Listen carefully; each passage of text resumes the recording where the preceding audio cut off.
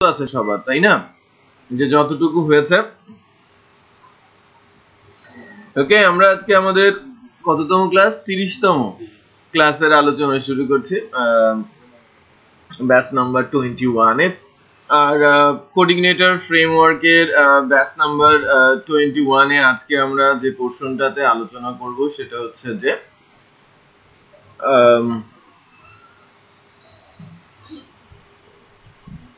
Admin প্যানেলে category manage করা। আমরা এই যে যদিও এই ক্যাটাগরি গুলো সব কি দিয়ে দিয়েছিলাম বাংলাতে, এবং সেটা নিউজ পেপারের ক্যাটাগরি ইউজ করেছে, রাইট? বাট যেহেতু এটা ই কমার্স, আমরা এখানে ক্যাটাগরি দিব, তাই না? কি ধরনের ই কমার্সের প্রজেক্ট করব, কি ধরনের প্রোডাক্ট নিয়ে একটু বলেন। এটা তো বলতে পারেন যে ড্রেস রিলেটেড, হ্যাঁ, ড্রেস, শুজ, হ্যাঁ, ফ্যাশন হাউস বলতে পারেন।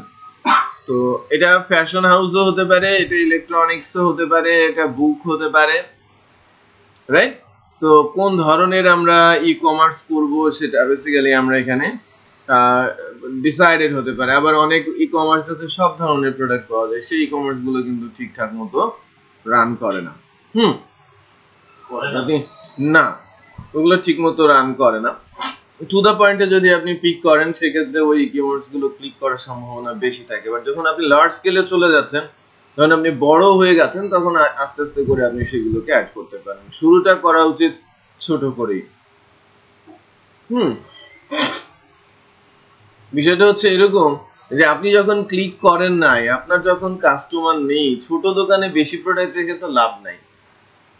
আপনি যদি এরকম করেন যে চাল, ডাল, আটা, সুজি, রাইট, কাপড় চোপড়, ড্রেস, চশমা, জুতা, একই স্যান্ডেল, সব একই দোকানে রাখেন, আপনি কি সেই দোকানে ঢুকবেন? গতিশীল মানুষ সেই দোকানে কি ঢুকবে? তো বিষয়টা খেয়াল করেন। ই কমার্সের সাইটও তো তাই, হ্যাঁ, দোকানই তো, সেটা অনলাইনের দোকান, রাইট? তো আপনি যদি চশমা কিনতে চান, আপনি চশমা খুঁজবেন, চশমার দোকানে যাবেন, সবই চশমা সেখানে, ব্র্যান্ডের চশমা, নন ব্র্যান্ডের চশমা, চকবাজারের চশমা, তাই না, বক্সিবাজারের চশমা। যে চশমা গুলো ওই বসুন্ধরায় বেচা হচ্ছে 800 টাকা, ওখানে পাওয়া যায় 50 টাকা, রাইট? একটু কষ্ট করে হেঁটে যেতে হয় পটুয়াটলিতে। ওই যে আপনার ওই যে বক্সিবাজারের বেতন দিয়ে ওই চকবাজার না বক্সিবাজার বলে, চকবাজারের ওই মাথায় যখন ওই যে চশমার যে দোকানগুলো আছে না, বড় বড় ইয়ার দোকান, ওই ভাঙ্গায় একটা বিল্ডিং এ দেখবেন যেন উপরের দিকে, নিচ দিক থেকে যেন কি কি যেন আছে, গুদাম টুদাম টাইপের কি যেন, উপরের দিকে দেখা যায় যে পাইকারি চশমার দোকান। ওরা বেসিক্যালি চায়না থেকে চশমা নিয়ে এসে বক্স বক্স বক্স করে করে, আপনি সানগ্লাস বলেন আর ওই ব্র্যান্ডেড চশমা বলেন, যেটা আমরা চোখে দেই বড় বড় দোকান থেকে, ম্যাক্সিমাম চশমার মানে গড় প্রাইস হচ্ছে 60, 70, 80 টাকা ফ্রেম। সানগ্লাসও তাই, ভালো সানগ্লাসও আছে, বাট সেই ভালো সানগ্লাস গুলো যেগুলো আমরা ব্র্যান্ডেড বলে কিনি, যার প্রাইস মোর দেন 3000 শোরুম গুলোতে, ওইগুলো ওখানকার প্রাইস হচ্ছে 300, 350, হার্ডলি 400 টাকা। আর এভারেজ যেগুলো দোকানগুলোতে আপনারা যে সানগ্লাস গুলো বা ফ্রেম গুলো 700, 800, 900 টাকা, 1000, 1500 টাকা, 2000 টাকায় কিনেন, ওখানে হচ্ছে দাম 50 টাকা থেকে 100 টাকা। এখানে আপনাকে বেছে নিতে হবে, একটু কষ্ট করে যেতে হবে ওই জায়গায়, বেছে নিতে। ওরাই মূলত ওখান থেকে নিয়ে আসে, নিচে শোরুম গুলো করা, ট্যাগ করে। বুঝতে পেরেছেন? তো মনে করেন আপনি একটা চশমার বিজনেস দাঁড় করাতে চাচ্ছেন, 10,000 টাকার চশমা কিনলে আপনি রাখার জায়গা পাবেন না। বুঝতে পেরেছেন? যদি বিজনেস করতে পারেন, 10,000 টাকার চশমা আপনি 10 লাখ টাকাও বেচতে পারেন, মানে 100 গুণে বিক্রি করেন। যে 50 টাকাটা যদি আপনি 100 গুণ করা হয়, 5,000 টাকা, তাই না? হ্যাঁ, 5,000 টাকা। বাট অত তো হয় না। যদি আপনি 100 গুণ না বলে আপনি 10 গুণও ধরেন, আপনি 500 টাকায় কিন্তু সেল করতে পারবেন সেটা, রাইট? আপনার শোরুমের কোনো খরচ নেই, আপনার সেলসম্যান নেই, বাট আপনি হয়তো ডেলিভারি পার্সন রাখবেন। একটা সুন্দর সাইট আপনার লাগবে, প্রমোট করতে হবে, সার্চের ব্যবস্থা থাকতে হবে, রিভিউ ক্রিয়েট করার ব্যবস্থা থাকতে হবে। এখনকার দিনে এই যে মনে করেন আমি যদি একটা চশমার দোকান দিতে চাই, সেই চশমার দোকানটা আমার চোখে কিভাবে মানাবে, এটা যদি তাকে আমি দেখাতে পারি, that's really very good for customer, right? সে তার একটা ছবি আপলোড করলো, আমি বললাম যে তোমার ছবি আপলোড করো, ছবি আপলোড করে যখন আসলো তখন আমি তাকে বলে দিলাম যে তুমি ফ্রেম চুজ করো, সিলেক্ট করলে তোমার চোখে বসবে, তুমি এটা দেখো তোমার কেমন বানাচ্ছে। যদি সেটা করা যায় সে সাইট ক্লিক করবে ডেফিনেটলি, কারণ আপনাকে তো সে ধরনের আইডিয়া জেনারেট করতে হবে না। আপনি যখন আপনার ভিন্ন ভিন্ন প্রোডাক্ট নিয়ে কাজ করতে চাচ্ছেন, সেই প্রোডাক্ট গুলো তো আপনাকে অনলাইনে সেরকম ভাবেই তো প্রমোট করতে হবে। ইউনিকনেস না থাকলে আপনার সাইট আপনি চালাতে পারবেন না। ক্লিয়ার? ওকে। তো আমরা তো চশমার দোকানে গিয়ে একটা চশমা চোখে দিয়ে সিলেক্ট করে ফেলি না, আর চোখে দিয়েও কিন্তু আপনি অনেক সুন্দর পছন্দ হয়েছে দেখতে পার, চোখে দিলে সেটা হয়তো মানানসই হচ্ছে না আপনার চেহারার সাথে, সেরকম মতো হতে পারে। আপনি দেখে একটা কিনলেন আর পরে আপনি যখন চোখে দিলেন সেটা আপনার পছন্দ হচ্ছে না, তাহলে কিন্তু আপনি লসে পড়লেন, রাইট? তো একটা ভেরিয়েশন থাকতে হবে আপনাদের সাইটে। এখন আমরা ক্যাটাগরি রিলেটেড ঠিক করে ফেলবো। লাইক আমরা যদি ইলেকট্রনিক্স রিলেটেড প্রোডাক্ট বলি, লাইক আমি মোবাইল রাখতে পারি, আমি ল্যাপটপ রাখতে পারি, আমি টিভি রাখতে পারি, আমি লাইক আর কি দেওয়া যায়, আর কি আছে, পেন ড্রাইভ আমি দিতে পারি, তাই না? ইলেকট্রনিক্স গুড যেটা, হ্যাঁ, আপনি রেফ্রিজারেটর সেল করতে পারেন, আপনি আয়রন সেল করতে পারেন, আপনি এসি সেল করতে পারেন, রাইট? আপনি ফ্যান সেল করতে পারেন, এক্সাম্পল বলছি, রাইট? সে ধরনের ক্যাটাগরি গুলো আমরা যদি এখানে ইমপ্লিমেন্ট করতে পারি, চাই সেটা আমরা করতে পারবো। সো ক্যাটাগরি তো ডাইনামিক হয়ে গেছে, প্রোডাক্টও ডাইনামিক হবে। আমি সাইট যার জন্যই বানাই না কেন, কাস্টমার চাইলে সবকিছু ডিলিট করে দিয়ে নিজের মতো করে ক্যাটাগরি, নিজের মতো করে ম্যানুফ্যাকচারার, নিজের মতো করে প্রোডাক্ট দিতে পারে। সো আমি জাস্ট সিস্টেম ডেভেলপ করে দেবো তার জন্য, রাইট?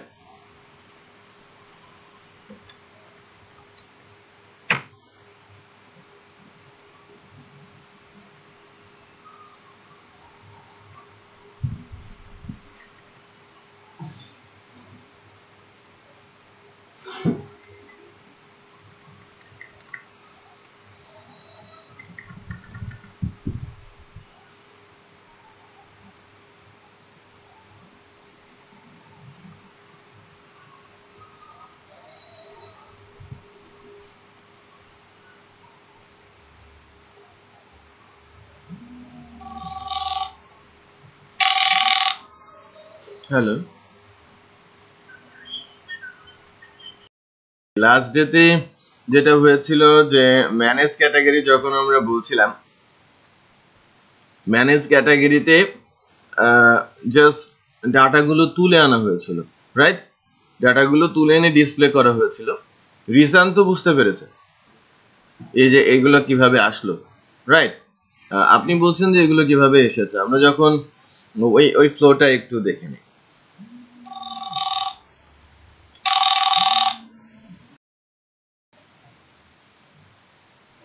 ওকে, তো এটা একটু দেখি।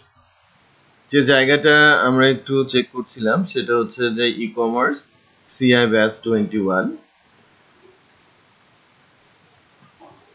এটা ছিল মূলত যখন আমরা ম্যানেজ কি বলছিলাম, ভিউর মধ্যে থেকে, অ্যাডমিনের মধ্যে থেকে, অ্যাডমিন মাস্টার থেকে ফ্লোটা দেখি কিভাবে আসলো সেই জায়গায়।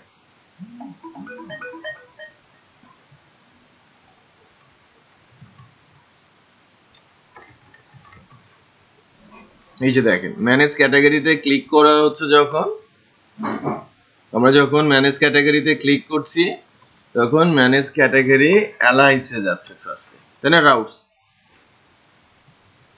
রাউটসে যায়। রাউটস কোথায় থাকে?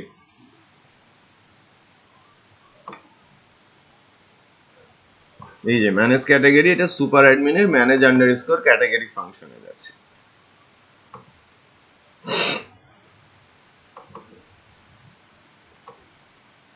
এখানে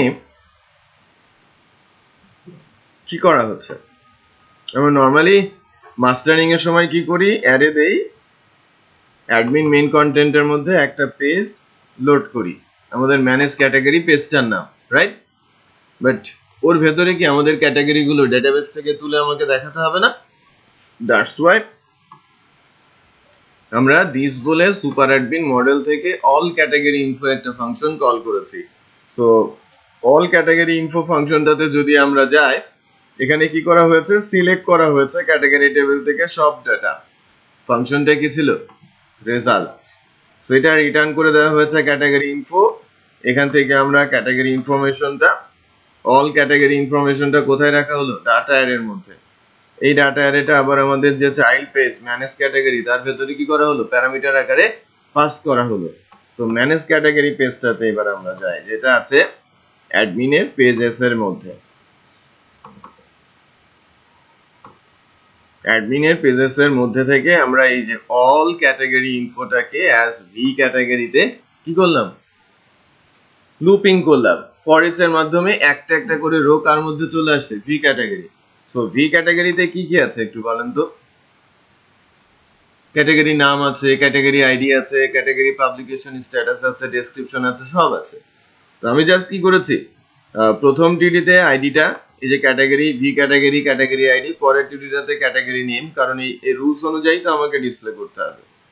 প্রথমে আইডি, তারপরে নেম, তারপরে কি স্ট্যাটাস। স্ট্যাটাস বেসিক্যালি অ্যাক্টিভ না ইনঅ্যাক্টিভ। আমরা যদি বলি পাবলিশ তখন কি অ্যাক্টিভ, আর আনপাবলিশ হলে কি ইনঅ্যাক্টিভ না। আমরা ডেটাবেজে যখন সেভ করেছি তখন পাবলিকেশন স্ট্যাটাস ডেটাবেজে 1 দিয়েছিলাম, কার জন্য, পাবলিশের জন্য। আর আনপাবলিশের জন্য কি দিয়েছিলাম, 0। এই জন্যই বলছি যে পাবলিকেশন স্ট্যাটাস যদি 1 হয় তাহলে অ্যাক্টিভ দেখাবে, আদারওয়াইজ কি দেখাবে, ইনঅ্যাক্টিভ। যে ইফ এলস দিয়ে স্ক্রিপ্ট করা হয়েছে। এইটাকেই ওই যে পীযূষ প্রথম থেকে আপনি ফোন বলেছিলেন যে স্ক্রিপ্টিং কেন, এই যে আমরা পিএইচপি এর কোডগুলো HTML এর মধ্যে স্ক্রিপ্ট করছি না, এই জন্যই এই ল্যাঙ্গুয়েজটাকে আমরা কি বলে থাকি, স্ক্রিপ্টিং ল্যাঙ্গুয়েজ। বুঝতে পেরেছি। অন্য কোন ল্যাঙ্গুয়েজ লাইক জাভা, আবার বিশেষ করে C++, বা আমি যদি বলি সি, ওরা কিন্তু কোনো কারোর সাথে স্ক্রিপ্ট করে না, রাইট? বুঝতে পেরেছি। ওরা স্বতন্ত্র ল্যাঙ্গুয়েজ, রাইট, অত্যন্ত পাওয়ারফুল। এরা কি করতে পারে, এই মানে কাইন্ড অফ ফাইল টাইপের মধ্যে, আমি যদি পিএসপি ফাইল হয় তাহলে পিএসপি ফাইলের মধ্যে পিএসপি তে লিখতে পারি, তার সাথে HTML CSS এর সাথে আমি কি করতে পারি, মানে HTML এর সাথে মেইনলি আমি স্ক্রিপ্ট করতে পারি। বোঝা যাচ্ছে? এটাই হচ্ছে সুবিধা। তো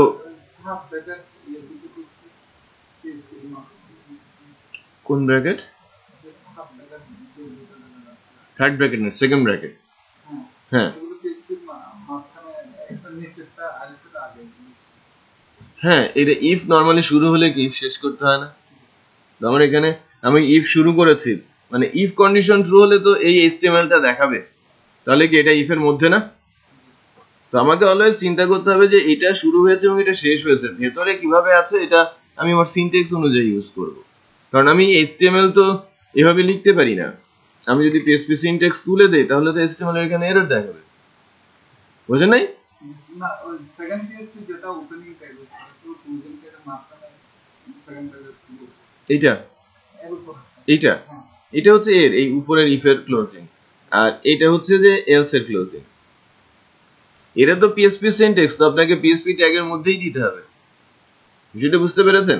এটাও তো PHP সিনট্যাক্স। আমি যদি এখানে এই ইফ এখানে লিখলাম, তারপরে আমি এখানে যদি এরকম করি, এটা তো এরর। এটা তো বুঝতে পারবে না যে এটা কার্লি ব্রেস। HTML, এটা তো HTML এর মধ্যে টেক্সট, এটা তো কার্লি সাইন, সেটা তো সে বুঝতেই পারবে না। কার্লি বোঝাতে হলে তো তাকে PHP সিনট্যাক্স এর মধ্যে দিতে হবে, এটা একটা কার্লি। যেটা বুঝতে পেরেছেন? এখনো বোঝেন নাই? আমার মনে হয় স্যার বুঝতে যে PHP কোডে কোশ্চেন চিহ্ন দেন এরর, এর আগেই কেন সেকেন্ড ব্র্যাকেট দিতেছে, কেন লাস্টে এইটা এমন কি না, ওই যে PHP ওপেনিং এর যে ক্লোজিংটা গ্যাপ করে আরেকটু করে, হ্যাঁ এখানে ঢুকলে দুইটা ঢোকার কথা সেকেন্ড ব্র্যাকেট, আমি কোশ্চেন চিহ্ন সহ না, ওই যে উপরেরটা ওপেনিং আর ক্লোজিং দুইটা PHP ওপেনিং ক্লোজিং এর মাঝখানে না ঢুকে একটা ঢুকছে, একটা ঢুকে নেই। ওইটাই আমি অ্যান্সার করছিলাম, একটু খেয়াল করেন। আমরা কিভাবে অভ্যস্ত, আমরা ইফ এলসে অভ্যস্ত হচ্ছে, এটা এরকম হবে, এরকম হবে না? মানে আমরা অভ্যস্ত কি যে ইফ এর ওপেনিং আছে, ক্লোজিং আছে, এখানে 1000 লাইনের কোড আছে, রাইট? এখন কথা হচ্ছে যে একটু খেয়াল করেন, যদি এই যে কোডটুকু আমাদের দেখাতে হবে কি আউটপুটে ইনঅ্যাক্টিভ, এই কথা দেখাতে হবে না? এটা তো HTML, রাইট? এটাকে যদি আমি এখানে এরকম করি ইকো দিস সেমিকোলন, তখন এখানে আর ডাবল কোট চলবে না। খুব কমপ্লেক্স, হ্যাঁ, কারণ HTML কে PHP তে লেখাটা রিয়েলি ভেরি ডিফিকাল্ট।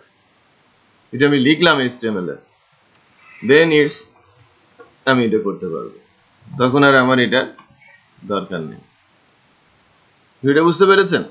কারণ কি আমি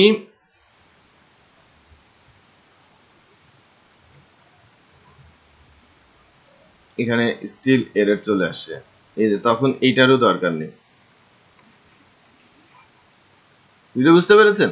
তাহলে PHP ওপেন ক্লোজ, কারণ কি এই HTML টা আমি PHP সিনট্যাক্সে লিখেছি। এই সিনট্যাক্সটা কি PHP এর, বাট ভেতরে লেখা হয়েছে কি HTML এর। সো দ্যাটস ওয়াই PHP এর মধ্যে আমি ক্লোজিংটা দিতে পারছি। বাট এখন একটা জিনিস খেয়াল করেন তো, HTML দিয়ে 10 লাইনের কোড আছে, যেটা একটা লুপের মধ্যে থাকবে অথবা একটা কন্ডিশনের মধ্যে থাকবে। ওই 10 লাইনের HTML কোড আমি কি PHP দিয়ে ইকো ইকো করব? এটা অনেক কমপ্লেক্স হয়ে যাবে না ওই কোডটা? যেটা বুঝতে পেরেছেন? তো ওই কমপ্লেক্সিটি এড়ানোর জন্য আমরা যেটা প্র্যাকটিস করি যে HTML কে PHP এর ভেতরে ইউজ করা হয় না। যখনই HTML সে চলে যাবে কি সিনট্যাক্স এর বাইরে, বাট PHP এর আন্ডারে। সে সিনট্যাক্স এর বাইরে আছে, PHP সিনট্যাক্স এর বাইরে আছে। এটা কি PHP সিনট্যাক্স এর বাইরে না, বাট কার আন্ডারে আছে? এই PHP এর ইফ স্টেটমেন্টের আন্ডারে। আন্ডারে কিভাবে বোঝা যাচ্ছে? কার্লি দিয়ে শুরু হয়েছে ব্র্যাকেট, কার্লি শেষ হয়েছে, সে ক্লোজ। বুঝতে পেরেছেন? আমি এর ভেতরে 100 লাইনের HTML দিয়ে দিতে পারি। ক্লিয়ার? এবার আবার এরকম হতে পারে যে এই জায়গাগুলোতেও আমি PHP লিখতে পারি, বাট ওই পুরো ডাটাটা এক্সিকিউট হবে এই কন্ডিশনের উপরে বেস করে। সো আমি তাকে দরজা দিয়ে দিচ্ছি, তাকে লক করে দিচ্ছি। বিষয়টা বোঝা যাচ্ছে? আচ্ছা, এখন এখন আমাদের একটু ফাংশনাল করতে হবে। এই জায়গাতে আইকন, ধরেন আমি থামস ডাউন করে, অ্যাক্টিভ আছে আমি ইনঅ্যাক্টিভ করে দিব, আর ইনঅ্যাক্টিভ আছে আমি অ্যাক্টিভ করে দিব। সে ধরনের আইকন এখানে প্লেস করতে হবে। এটা এডিট আইকন ঠিক আছে, ডিলেট আইকন এটা ঠিক আছে, বাট অ্যাক্টিভ ইনঅ্যাক্টিভের যে আইকন সেটা ঠিক নেই। আগে আমাদের এই আইকনগুলো একটু ঠিক করতে হবে। কোনো কন্ডিশন অ্যাপ্লাই না করেই আইকনগুলোতে এটাকে জুম ইন বলা হচ্ছে। আমরা একটা আইকন দেই,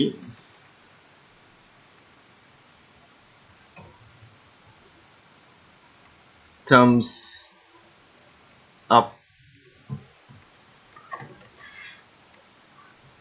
দেখেন থামস আপ, এটা কি?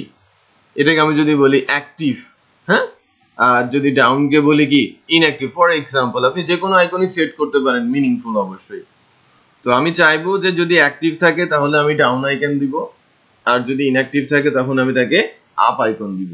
তাহলে লজিকটাকে আমাকে অ্যাপ্লাই করতে হবে এখানে, যে যদি স্ট্যাটাস অ্যাক্টিভ থাকে আমাকে আইকন দিতে হবে কি ডাউনের, আর যদি ইনঅ্যাক্টিভ থাকে আমাকে আইকন দিয়ে দিতে হবে কি আপের।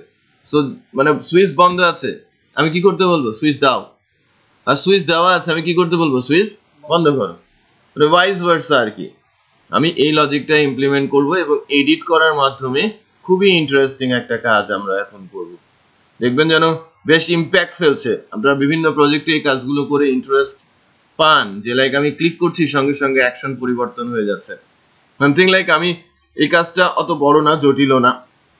এটা করার পরে আপনি আপনার বলতে পারবেন যে না আমি তো তাহলে অ্যাডমিন প্যানেল থেকে আমার ফ্রন্ট এন্ডের সকল ডাটাকে কন্ট্রোল করতে পারি। যেটা বোঝা যাচ্ছে? তো লজিকটা আমরা ইমপ্লিমেন্ট করি এখানে। এটা হচ্ছে আমাদের পোর্শন।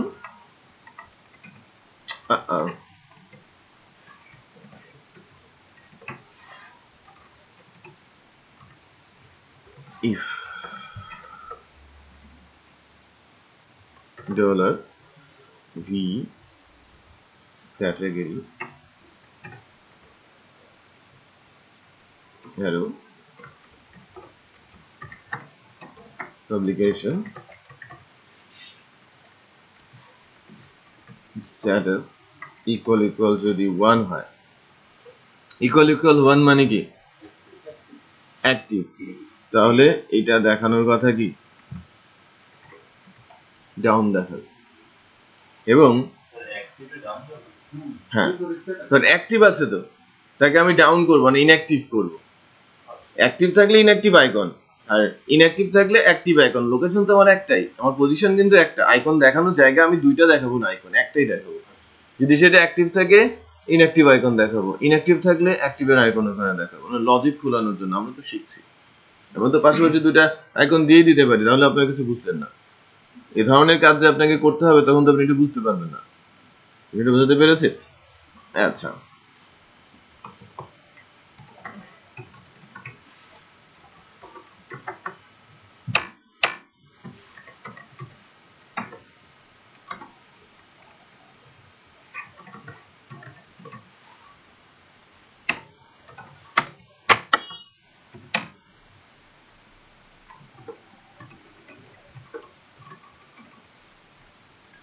এলসে তাহলে কি আসবে? Thumbs up. দুজনের কালারই গ্রিন থাকবে। আমি পরবর্তীতে কালারটাও চেঞ্জ করছি, একটু খেয়াল করেন। যেগুলো অ্যাক্টিভ তার পাশের আইকন গুলো থামস ডাউন, আর একটা ইনঅ্যাক্টিভ আছে আইকনটা কি? Thumbs up. এটাকে আরেকটু চোখে পড়ার মতো করতে ডাউনের এই ব্যাকগ্রাউন্ডের কালারটাকে আমি রেড করে দিব, আর এটার কালার সবুজ, সবুজই থাকবে। বেসিক্যালি এটা বুটস্ট্র্যাপের ফিচার। বাটন সাকসেস গ্রিন আর বাটন ডেঞ্জার হচ্ছে রেড।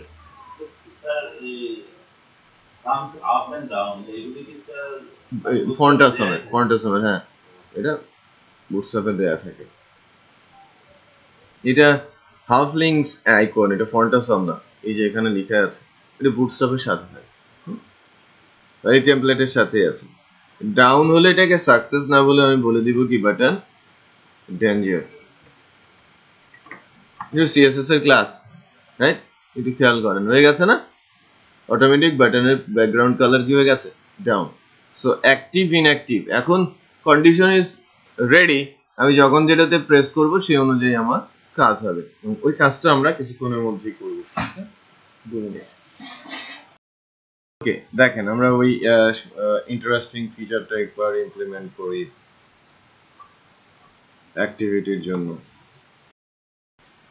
ওকে, আমরা এবার যেটা করব সেটা একটু ফিচার হিসেবে দেখেন। যে এই যে বাটনটা দেখতে পাচ্ছেন না, এই বাটনটা বেসিক্যালি আমার কোডে তো একটাই কি আছে? ডাউন অ্যারো আছে। বাট এতগুলো ডাউন অ্যারো দেখাচ্ছে কেন? লুপ চালাচ্ছে না, ওইটা তো লুপের মধ্যে আছে।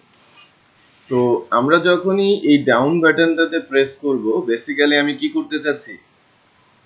ক্যাটাগরিটাকে আনপাবলিশ করতে চাচ্ছি, মানে ইনঅ্যাক্টিভ করে দিতে চাচ্ছি। ইনঅ্যাক্টিভ হলে কি হবে? সেটা আমার এই ফ্রন্ট এন্ডে থাকবে না, কারণ আমি যখন তুলেছি তখন কি হিসেবে তুলে হয়েছে? অ্যাক্টিভ গুলো। বিষয়টা বোঝা যাচ্ছে? ওকে, তো আমাকে কি করতে হবে? মানে ইনঅ্যাক্টিভ করতে গেলে ডেটাবেজের পাবলিকেশন স্ট্যাটাসের ভ্যালু 1 আছে, এটাকে 0 করতে হবে। তার মানে আপডেট করতে হবে ডেটাবেজের ওই ফিল্ডটাকে, রাইট? তো আমি যখন এই বাটনটাতে প্রেস করব, আমাকে কোথায় যেতে হবে? রাউটস হয়ে কন্ট্রোলার, কন্ট্রোলার হয়ে কোথায় যেতে হবে? মডেল, মডেল ওটা ডেটাবেজে আপডেট করে আবার এই পেজটা লোড করাবে, রাইট? বাট আমি কোন বাটনটাতে প্রেস করেছি সেটাও তো আমাকে জানতে হবে। আমি অর্থনীতি ক্যাটাগরিটা বাদ দিয়ে দিতে চাচ্ছি, তার ইউনিক আইডেন্টিফায়ার কি? তার আইডি। সেটাও তো আমাকে পাস করতে হবে। ওই যে আমরা যখন রতে ডিলিট করতে শিখেছিলাম, এডিট করতে শিখেছিলাম, আইডি পাস করেছিলাম না? Exactly like that. তো আমরা এখানে দেখেন কি করি। PSP echo base URL, then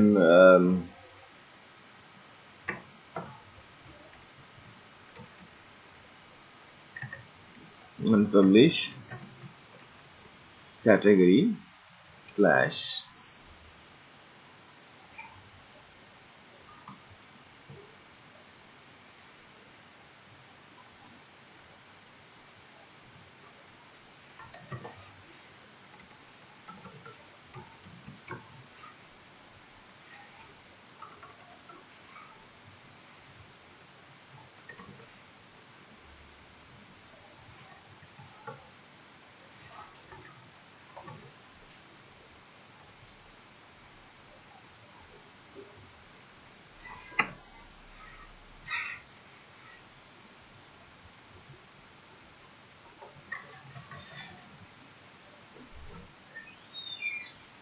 কি করব?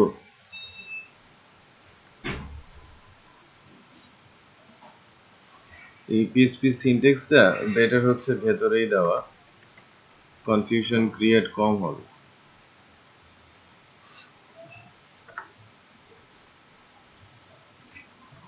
ডাটাগুলো কোথায় আছে? V category, category ID.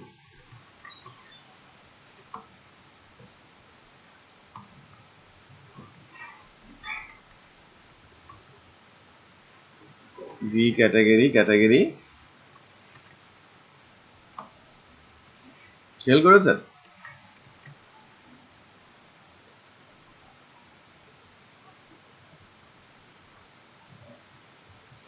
কারণ এই ডাউনে যখন আমি কার্সার রাখছি আমাকে বলছে আনপাবলিশ ক্যাটাগরি, বাট তারপরে আইডিটা আসে নাই কেন? আইডিটার সামনে কি আমরা ইকো দিয়েছি? ইকো দিতে হবে। এবার আইডিটা আসে না, 1 দেন 3, খেয়াল করেছেন? তারপর একটা 4, তারপর একটা 5, বাট এখানে যখন রাখছি তখন কিন্তু ওই কোডটা আমরা ওখানে লিখি নাই, সেটা বোঝা যাচ্ছে? আচ্ছা, আইডিটা এখান থেকে গেল।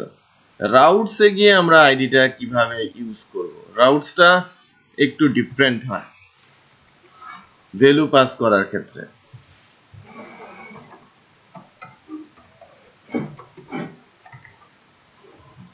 আনপাবলিশ ক্যাটাগরিতে যদি আমরা থাকি তাহলে রাউটসটা ঠিক এরকম হবে, স্ল্যাশ দিয়ে ব্র্যাকেট হবে, তারপর ডট হবে, দেন প্লাস। যদি আপনি প্যারামিটার পাস করতে চান লাইক আইডি, আমি আইডি আমরা যখন এডিট করতে যাব, ডিলিট করতে যাব, এই কেসগুলোতে আপনাকে প্যারামিটার পাস করতে হবে। একাধিক প্যারামিটার পাস করার নিয়ম আবার একাধিক। আপনি আবার এই ডট প্লাস দিয়ে আবার স্ল্যাশ দিয়ে আবার ডট প্লাস দিতে পারেন, তার মানে দুইটা প্যারামিটার পাস হয়ে যাবে। ব্র্যাকেটের মধ্যে ডট প্লাস, এটা কি হবে?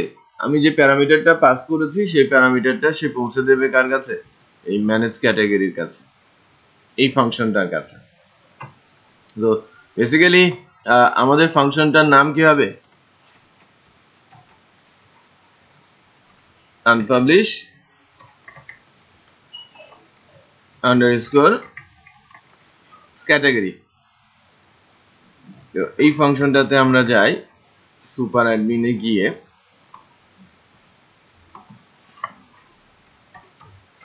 পাবলিক ফাংশন আনপাবলিশ ক্যাটাগরি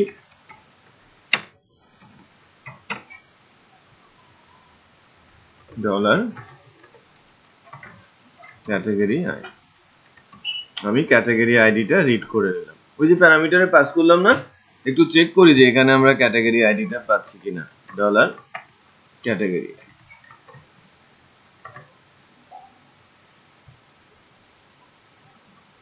আমি অর্থনীতিতে প্রেস করেছি।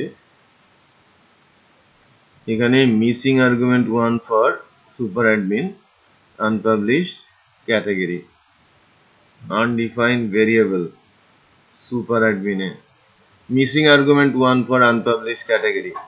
তার মানে মিসিং আর্গুমেন্ট কোথায়?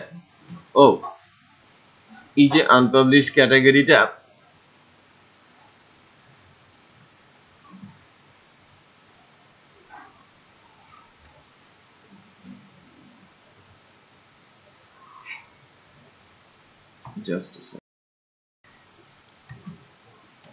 আমাদের যে এররটা আসছে এটা কি ধরনের এরর বলেন তো?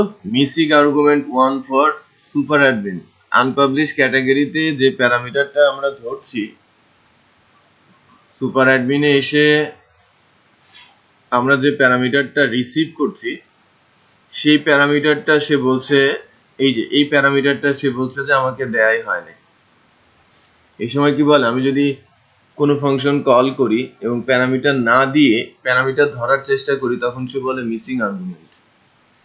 এবং দ্বিতীয় যে এররটা এসেছে সেটা হচ্ছে সে বলছে যে এই ভেরিয়েবলটা আনডিফাইন্ড, পাসই করা হয়নি। তো আপনি যখন রাউটসে ডাটা পাস করবেন রাউটস ইউআরএলটা হবে এরকম যে স্ল্যাশ ডট প্লাস ব্র্যাকেট, আর যে ফাংশনের কাছে প্যারামিটারটা যাবে সে ফাংশনে এখানে পাস দিয়ে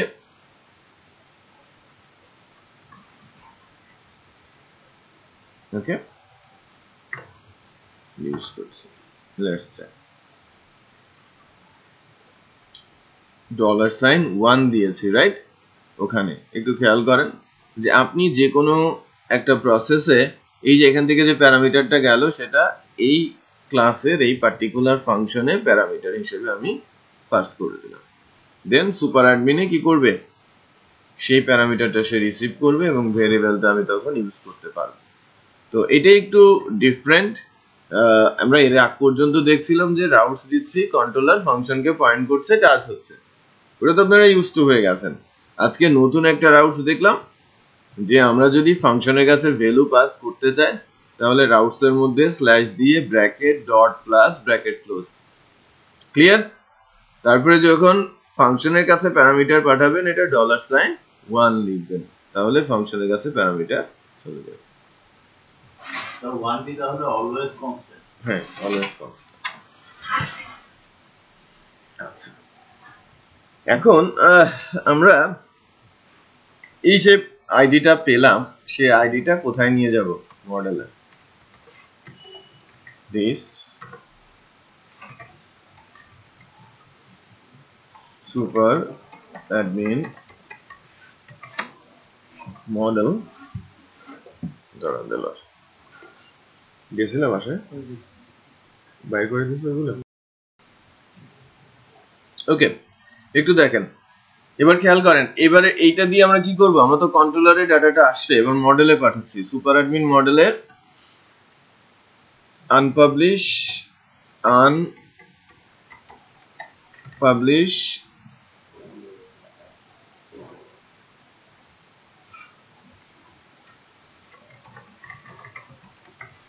ক্যাটাগরি ইনফো, আমি এই ফাংশনটা কোথায় লিখবো? সুপার অ্যাডমিন মডেলে, বাট তার কাছে কি পাঠাবো? ক্যাটাগরি আইডিটা পাস করে দিব। এই ফাংশনটা আমরা এখন ডিফাইন করব কোথায়?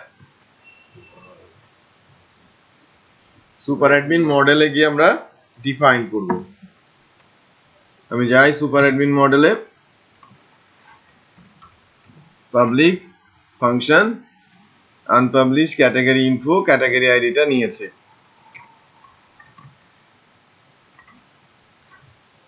দেন আমাকে কি করতে হবে?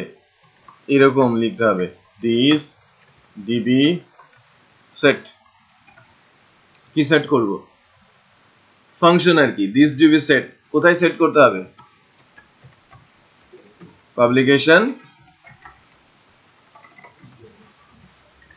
স্ট্যাটাস, যেহেতু আমি আনপাবলিশ করতে চাচ্ছি তার মানে সে পাবলিশ আছে, আমি আনপাবলিশ করে দিতে চাচ্ছি, 0 সেট করে দিলাম।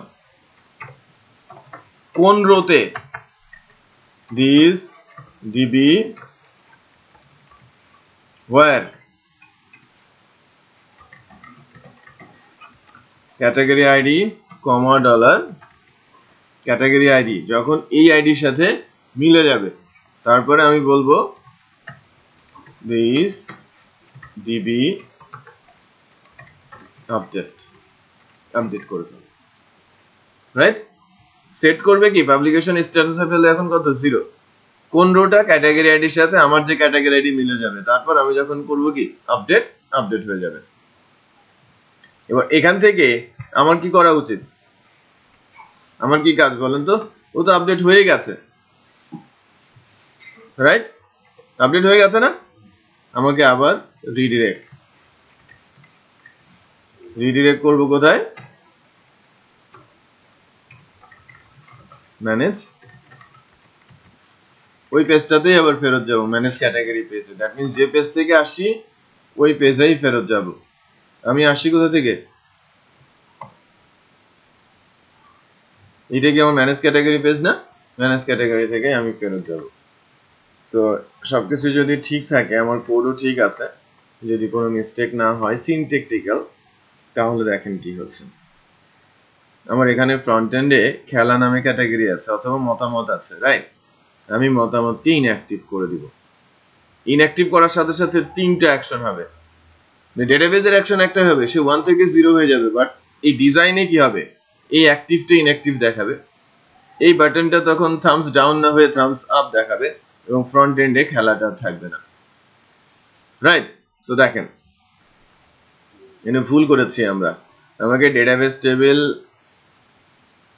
you must select the database table, এখানে আমরা ডেটাবেস সিলেক্টই করি নাই। সো টেবিলটা সিলেক্ট হবে কোথায়, এই আপডেটের মধ্যে। আপডেটের মধ্যে বলে দেবেন dbl_category। সো আমরা সিনট্যাকটিক্যাল মিস্টেক করেছি, রাইট? যে টেবিল কোন টেবিলে আপডেট করবে, এই টেবিলটাতে আপডেট করবে। Nice, let's check once again. Change হয়েছে, এটা ইনঅ্যাক্টিভ হয়েছে, বাটন কালার চেঞ্জ হয়ে গেছে, রাইট? এবং আমাদের এখানে মতামতটাও চলে গেছে। যেটা বোঝেন তাহলে কিভাবে এগুলো হচ্ছে, জাস্ট অ্যাকশন, ডেটাবেসের অ্যাকশন, রাইট? লজিক্যাল ওয়েতে ইমপ্লিমেন্টেশন। আমি পাবলিশের কাজটা কি অটোমেটিক করতে পারবো না এই একই প্রসেসে? হ্যালো, হ্যাঁ পৌঁছাইছো তুমি বাবুর ওখানে? এবার দেখেন, মানে যেহেতু আমাদের প্রসেসটা রেডি,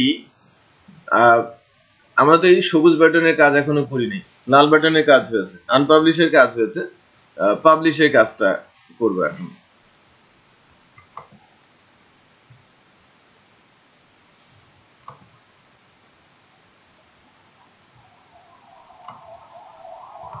এটা বলছিলাম আনপাবলিশ ক্যাটাগরি।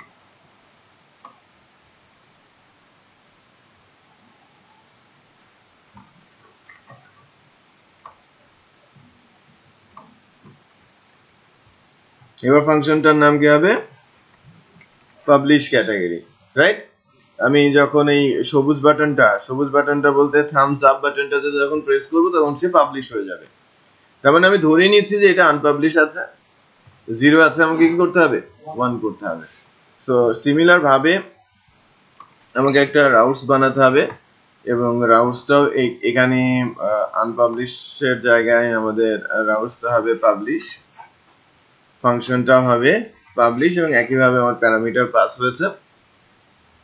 সুপার অ্যাডমিনে গিয়ে এই ফাংশনটাই আমরা ডুপ্লিকেট করে নিলাম, আর ফাংশনের নাম পরিবর্তন করে কি হবে, পাবলিশ। আর মডেলের ফাংশনটা আমাকে পাবলিশ ক্যাটাগরি ইনফো, এই ফাংশনটা বানালাম, তাহলে আমাকে মডেলেও পরিবর্তন আনতে হবে। এটারও আমি ডুপ্লিকেট বানিয়ে নিলাম এবং পাবলিশ করে দিলাম। শুধুমাত্র চেঞ্জ হবে কি, স্ট্যাটাসটা 0 এর জায়গায় 1। সিমিলার জব হয়ে গেছে।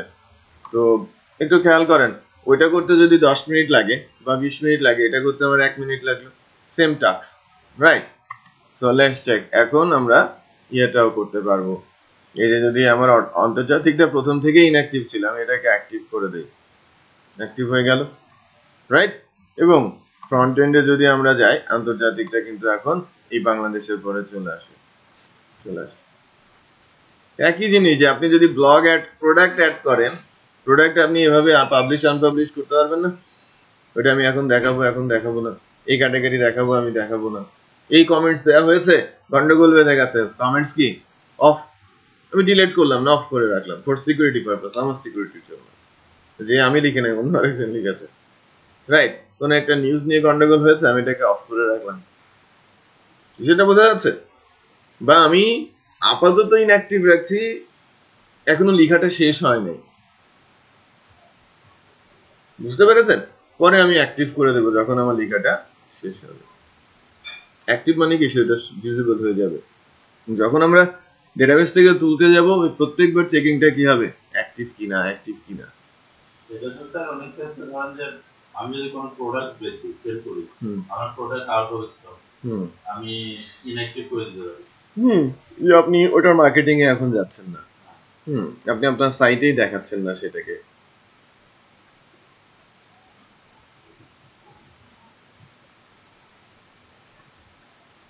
আচ্ছা, এটা তো গেল একটা পার্ট। তারপরে আমরা ডিলিট করতে শিখব, অ্যাকচুয়ালি রেকর্ডটা রিমুভ করে দেওয়া।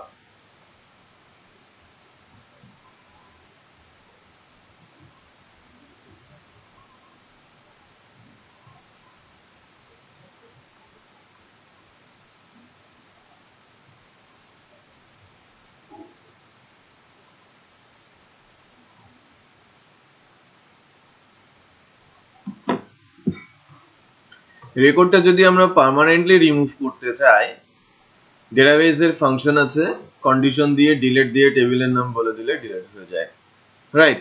তার মানে কি এই অ্যাক্টিভ ইনঅ্যাক্টিভের চাইতেও কি সহজ কি ডিলিট। হ্যাঁ, সো ডিলিট কিভাবে করতে হয় সেটা আমরা একটু দেখি। ম্যানেজ ক্যাটাগরি থেকে ফ্রেশ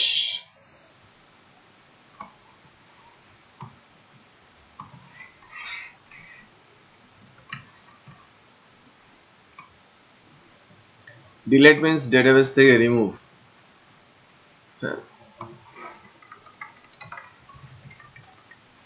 ডিলিট ক্যাটাগরি, ডেটাবেস থেকে আমি রিমুভ করব। অবশ্যই কোনটা ডেটাবেস থেকে রিমুভ করে দিব, আমার আইডিটা লাগবে না, আইডিটা আমি দিয়ে দিলাম।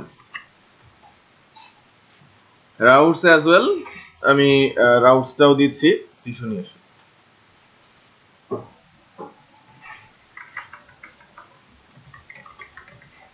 ডিলিট ক্যাটাগরি,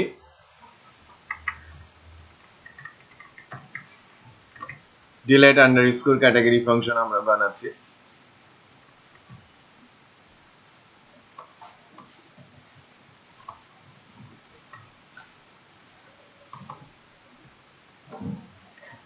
ফাংশনটার নাম কি? Delete underscore category. So super অ্যাডমিনের মধ্যে delete category underscore info function দেই, তাই না? ক্যাটাগরি আইডি আমি পাস করে দিচ্ছি, সে কিন্তু কোথায় চলে যাবে? ম্যানেজ ক্যাটাগরিতেই চলে যাবে। তো সুপার অ্যাডমিন মডেলে গিয়ে কপি করে নিয়েছি ডিলিট ক্যাটাগরি ইনফো ফাংশনে। এখানে আর সেট হবে না, কি হবে? এই উপরের লাইনটা আমার থাকবে না, সেট করার কোনো দরকার নেই। আমি বুঝাতে পেরেছি? আমি হোয়ার বলবো, তারপরে কি বলবো? Delete, right? এই আইডিটা কি হয়ে যাবে? ডিলিট হয়ে যাবে এই টেবিল থেকে, টিবিএল ক্যাটাগরি থেকে। Let's check. আমি যদি কোনো একটা ফিল্ড লাইক অর্থনীতিকে ডিলিট করে দিতে চাই, অর্থনীতি চলে গেছে, সে অ্যাক্টিভ থাকে আর ইনঅ্যাক্টিভ, ডিলিট। যেটা বুঝতে পেরেছি? বাট জাভাস্ক্রিপ্ট এখানে ইমপ্লিমেন্ট করতে হবে যে আপনি যদি ভুলবশত ডিলিটে প্রেস করে তখন তো ডিলিট হয়ে যাবে, আপনাকে একটা কনফার্মেশন দিতে হবে অ্যালার্ট করে যে আদৌ আপনি ডিলিট করতে চাচ্ছেন কিনা। ইয়েস অর নো, ওইটা আমরা দেয়া শিখবো জাভাস্ক্রিপ্ট দিয়ে। আমরা একটু না, এটা ডেটাবেস থেকে বের হয়ে গেছে, রিমুভ হয়ে গেছে।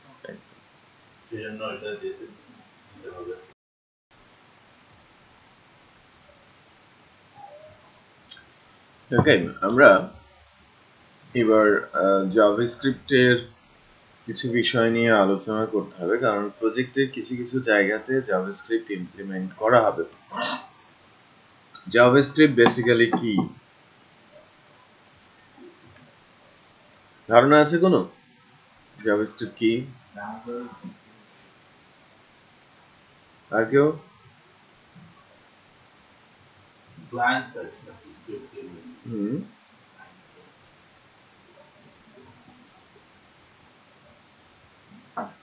জাভাস্ক্রিপ্ট হচ্ছে ক্লায়েন্ট সাইডের স্ক্রিপ্টিং ল্যাঙ্গুয়েজ। ক্লায়েন্ট সাইড বলতে বোঝাচ্ছি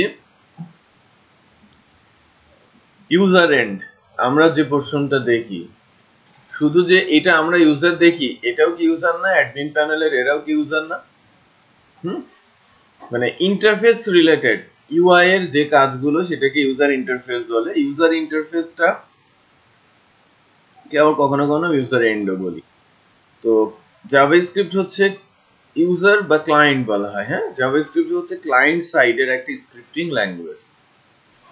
স্ক্রিপ্টিং কেন? কারণ সে অন্য ল্যাঙ্গুয়েজের সাথে স্ক্রিপ্ট হতে পারে, একসাথে কাজ করতে পারে। বেসিক্যালি জাভাস্ক্রিপ্ট ব্রাউজার ওরিয়েন্টেড একটা স্ক্রিপ্টিং ল্যাঙ্গুয়েজ, সাইজে খুবই ছোট বাট অত্যন্ত পাওয়ারফুল। জাভাস্ক্রিপ্টের পাওয়ার এই লেভেলে এখন চলে আসছে যে জাভাস্ক্রিপ্ট ছাড়া ওয়েবকে আর চিন্তাই করা যাচ্ছে না। জাভাস্ক্রিপ্ট সম্পর্কে একটু শুনেন। জাভাস্ক্রিপ্ট হচ্ছে ক্লায়েন্ট সাইডের স্ক্রিপ্টিং ল্যাঙ্গুয়েজ, সবচেয়ে ছোট ল্যাঙ্গুয়েজ বাট মোস্ট পাওয়ারফুল। এখনকার দিনে যত ল্যাঙ্গুয়েজ আছে ওয়েব বেসড অ্যাপ্লিকেশন ডেভেলপমেন্টের ক্ষেত্রে জাভাস্ক্রিপ্টের সাথে কম্পিটিটর হিসেবে ক্লায়েন্ট এন্ডে কেউ নেই। আর এর ডিপেন্ডেন্সি এত পরিমাণে বেড়ে গেছে যে ল্যাঙ্গুয়েজটা ছাড়া ওয়েবের ফিউচারকেই চিন্তা করা যাচ্ছে না। কোনো কোনো সময় দেখা যায় যে জাভাস্ক্রিপ্ট যদি ব্রাউজারে অফ করা থাকে সেক্ষেত্রেও, রিপিট করছি, সেক্ষেত্রেও অনেক সাইট, অনেক পপুলার জনপ্রিয় সাইট তার কার্যক্রমই অফ করে রাখে, বন্ধ করে রাখে। লাইক ফেসবুক আপনাকে বলে যে ফেসবুক ইউজ করতে গেলে আপনাকে জাভাস্ক্রিপ্ট অন রাখতে হবে। মানে এই পরিমাণ ডিপেন্ডেন্সি বেড়ে গেছে। জাস্ট একটা এক্সাম্পল বলছি যে ক্লায়েন্ট এন্ডে যত প্রোগ্রামিং হয় সব কি দিয়ে হয়? জাভাস্ক্রিপ্ট দিয়ে হয়। এক্সাম্পল হিসেবে দেখেন, ইন্টারনেট খুব ফ্ল্যাকচুয়েট করছে আমার মেশিনে।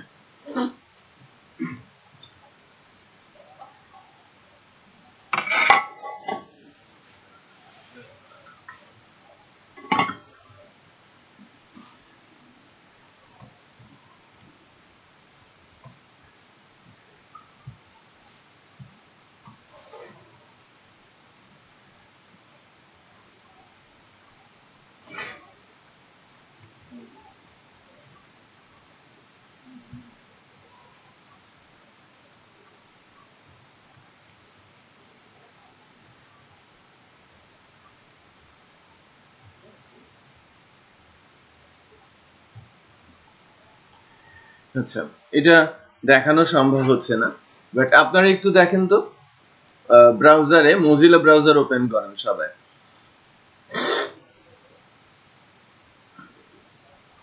ফেসবুক ওপেন করেন, করেছেন? আচ্ছা, এবার দেখেন একটা অ্যাড-অন আছে নিচ দিক দিয়ে, এই যে এই ব্রাউজারের এই টুলের নিচ দিক থেকে ওয়েব ডেভেলপার অ্যাড-অন ডিসেবলের উপরে ক্লিক করেন। এই কর্নারে এই লোকেশনে ডিসেবল বলে একটা লিংক আছে। ওখানে ওই মজিলাতেই ওয়েব ডেভেলপার অ্যাড-অনটা দেওয়া আছে। অন্যান্য ব্রাউজারেই অ্যাড-অন ইনস্টল করা যায়।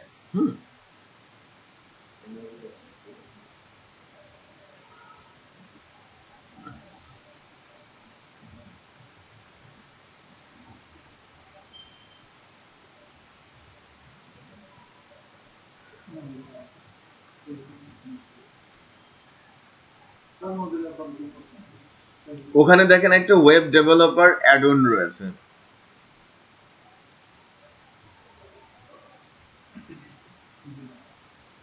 পেয়েছেন? ওখানে ডিসেবল আছে।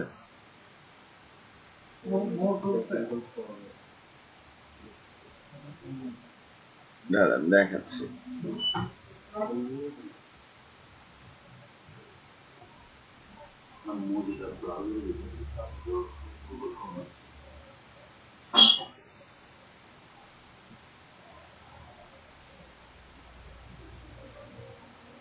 প্রবলেম হচ্ছে।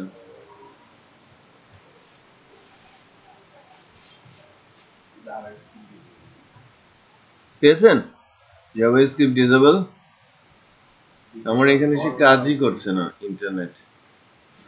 বাই দ্য ওয়ে, জাভাস্ক্রিপ্ট অত্যন্ত powerful client side scripting language. আর এই স্ক্রিপ্টিং ল্যাঙ্গুয়েজটা ইউজ করে আমি আমার সাইটটাকে অনেক স্মুথ করতে পারি, অনেক ইউজার ফ্রেন্ডলি করে তুলতে পারি জাভাস্ক্রিপ্ট এর মাধ্যমে। লাইক যদি আমি বলি যে জাভাস্ক্রিপ্ট নাই, তাহলে যে এক্সাম্পলটা ফেসবুকের কথা বলছি, কারণ আপনারা ম্যাক্সিমাম টাইম সেই অ্যাপ্লিকেশনটা ইউজ করেন। যদি মোবাইলের কথা বলি, যে মোবাইল ভার্সনে ফেসবুক কিছুই কাজ করা যেত না। সব ফেসবুকের মোবাইল ভার্সনে যা আসছে সব বলতে পারেন এই জাভাস্ক্রিপ্টের সাহায্যে আছে। এখানে যদিও অ্যাজাক্স, জেসন আছে, বাট সবই কার উপর ডিপেন্ড করছে? জাভাস্ক্রিপ্টের উপরই। অ্যাজাক্স কি জাভাস্ক্রিপ্টের অ্যাসিনক্রনাস রিকোয়েস্ট, সবই জাভাস্ক্রিপ্ট, বেসড অন জাভাস্ক্রিপ্ট। আর যে কোয়েরি লাইব্রেরি ইউজ আছে এখানে ইউজ। সো যদি জাভাস্ক্রিপ্ট না থাকে কোনো কিছুই কি কাজ করবে না।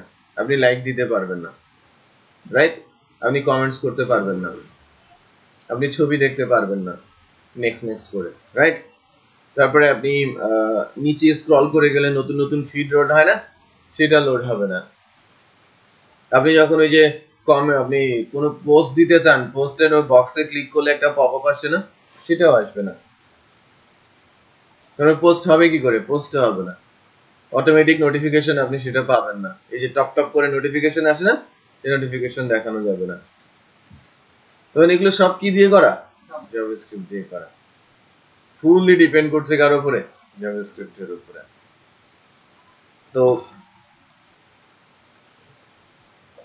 আমরা সহজেই অনুমেয় যে কি হচ্ছে, রাইট? জাভাস্ক্রিপ্ট কি ধরনের কাজ করে। সো ক্লায়েন্ট সাইড স্ক্রিপ্টিং আর ল্যাঙ্গুয়েজটা ইজি, এবং সাথে সাথে যদি আমি কমপ্লেক্স টাইপের কাজ করতে চাই, ডেফিনেটলি ক্লিয়ার কনসেপ্ট আমাকে সেখানে রাখতে হবে। 2 হচ্ছে যে আমরা যখন জাভাস্ক্রিপ্ট শিখতে যাব, যেহেতু আমাদের পিএইচপি প্রোগ্রামিং সিনট্যাক্স জানা আছে, জাভাস্ক্রিপ্টের সিনট্যাক্স শিখতে অ্যাকচুয়ালি সিনট্যাক্স যদি আমি বলি যে তেমন সময়ই লাগবে না, রাইট? আজকের দিনে যে সময়টুকু বাকি আছে সেই সময় আমরা জাভাস্ক্রিপ্টের সিনট্যাক্স শিখে যেতে পারি, একদম ভেরিয়েবল থেকে ফাংশন পর্যন্ত। কারণ কি? কারণ হচ্ছে পিএইচপি সিনট্যাক্স আর জাভাস্ক্রিপ্টের সিনট্যাক্সের মধ্যে কোনো পার্থক্য নেই। বললে ভুল হবে, সামান্য আছে, 10% মতো ডিফারেন্স আছে। যে ভেরিয়েবলের সংজ্ঞা কি সেম, বাট লিখতে হয় একটু ডিফারেন্ট স্টাইলে, মানে টাইপিং, মানে এর রুলস, ভেরিয়েবলের যে নেমিং রুলস সেটা বিট ডিফারেন্ট। তারপরে অপারেটরস পার্থক্য নেই একটা জায়গা ছাড়া, ডট আর প্লাস, এই জায়গাটা আমি ভেরিয়েশন দেখাবো। অ্যারে কোনো পার্থক্য নেই, statement if else if switch কোনো পার্থক্য নেই, loop for while do while এ কোনো পার্থক্য নেই। পিএইচপি তে ফর ইচ লুপ আছে, জাভাস্ক্রিপ্টে ফর ইচ লুপ নেই। জাভাস্ক্রিপ্টে ফর ইন নামে একটা লুপ আছে, ওটা আলাদা, ঠিক আছে? আর বাকি থাকলো কি ফাংশন, ফাংশনের কনসিস্টেন্ট। পিএইচপি তেও কি ফাংশন কয় রকম? 2 রকম, ইউজার ডিফাইন, বিল্ট ইন, এখানেও তাই। আমি বুঝতে পারছি? সো পার্থক্যের জায়গা খুবই সামান্য, এই সামান্য জায়গাটুকুই আমি দেখাবো। কোথায় জাভাস্ক্রিপ্ট লিখতে হয় সেটা আমরা এখন দেখব।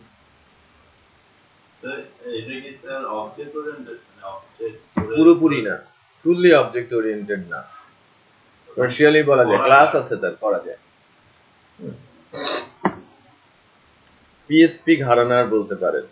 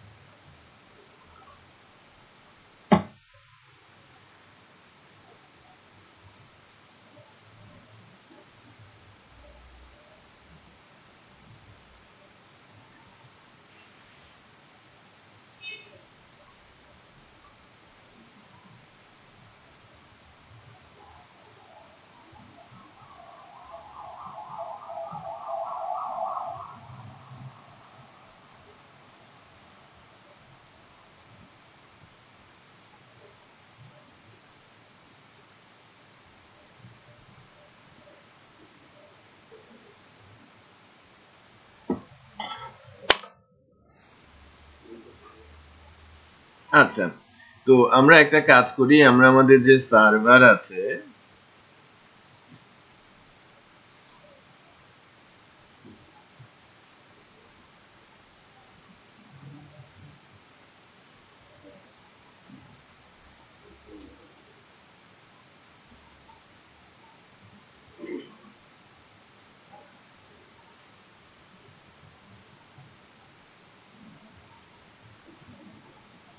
এখানে একটা ফোল্ডার করেন, সবাই আমার সাথে সাথে প্র্যাকটিস করবেন।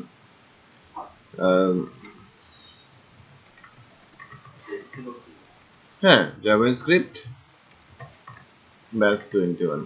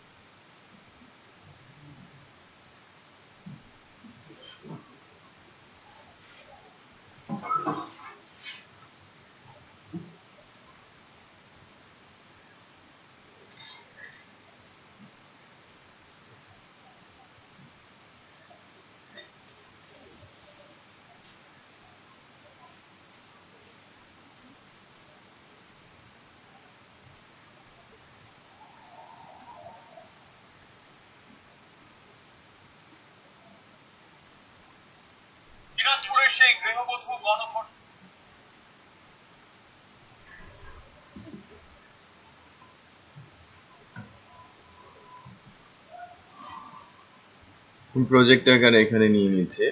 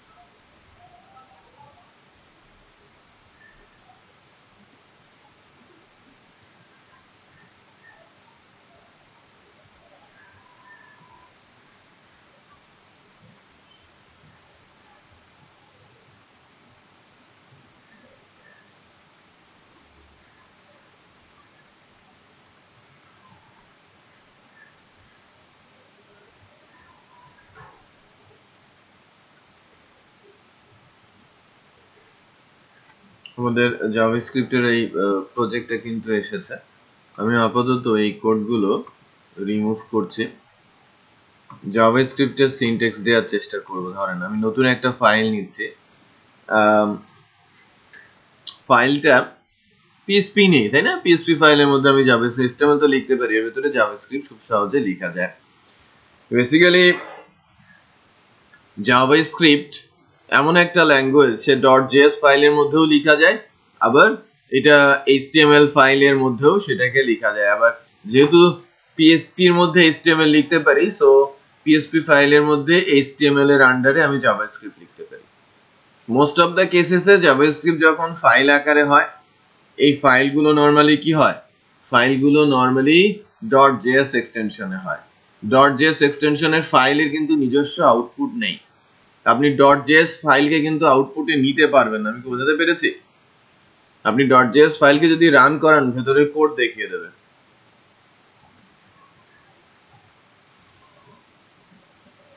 তো আপনাকে যেটা করতে হবে, আউটপুট দেখতে হলে অবশ্যই কোনো না কোনো এক্সিকিউটেবল ফাইল লাইক .php ভেতরে HTML সেকশনে অথবা HTML ফাইলে জাভাস্ক্রিপ্ট সেগমেন্টের মধ্যে আপনাকে জাভাস্ক্রিপ্টের কোড লিখতে হবে।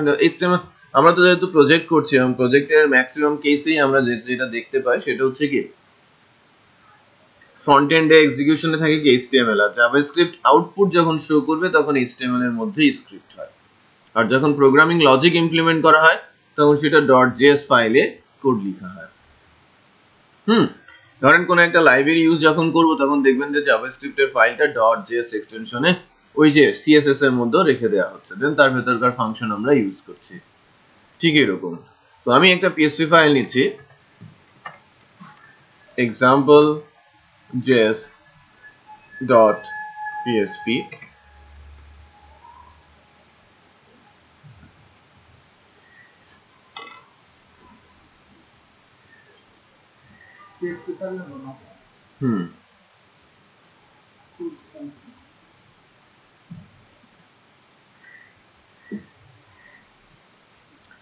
তো এই কোডটুকু PHP-র যে সিনট্যাক্স কোড, ওটা আমি ফেলে দিলাম। দেখেন আমি একটা HTML বের করি, head segment,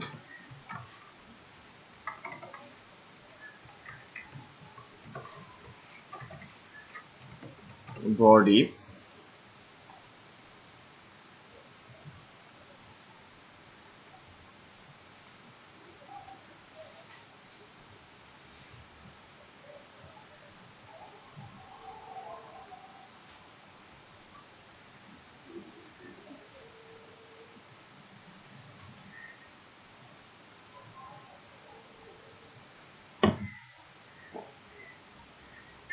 হ্যাঁ তুমি ব্যথা পাও না তো? তাহলে বলছিলাম যে আমরা HTML এর ট্যাগ লিখেছি, যদি জাভাস্ক্রিপ্ট লিখতে চাই আমাকে স্ক্রিপ্ট ট্যাগের ভেতরে জাভাস্ক্রিপ্ট লিখতে হবে। এখন যদি আমি কোনো আউটপুট শো করতে চাই জাভাস্ক্রিপ্ট দিয়ে আউটপুট শো করার জন্য, যেমন PHP তে আউটপুট দেখানোর জন্য কি আছে, প্রিন্টার আর ইকো। জাভাস্ক্রিপ্টেও ঠিক তেমনই একটা ফাংশন আছে, একটা ফাংশন দিয়ে শুধু টেক্সট আউটপুট জেনারেট করা যায়, জাভাস্ক্রিপ্ট দিয়ে কোনো ডিজাইন করা যায় না। PHP এর মতো, যেহেতু এটা প্রোগ্রামিং ল্যাঙ্গুয়েজ, রাইট, ডিজাইন করার ক্ষমতা নেই। আউটপুট করার জন্য লিখতে হয় document dot write, আর এর ভেতরে যদি আমি লিখি হ্যালো জাভাস্ক্রিপ্ট, আমার আউটপুটে কি আসবে? Hello JavaScript.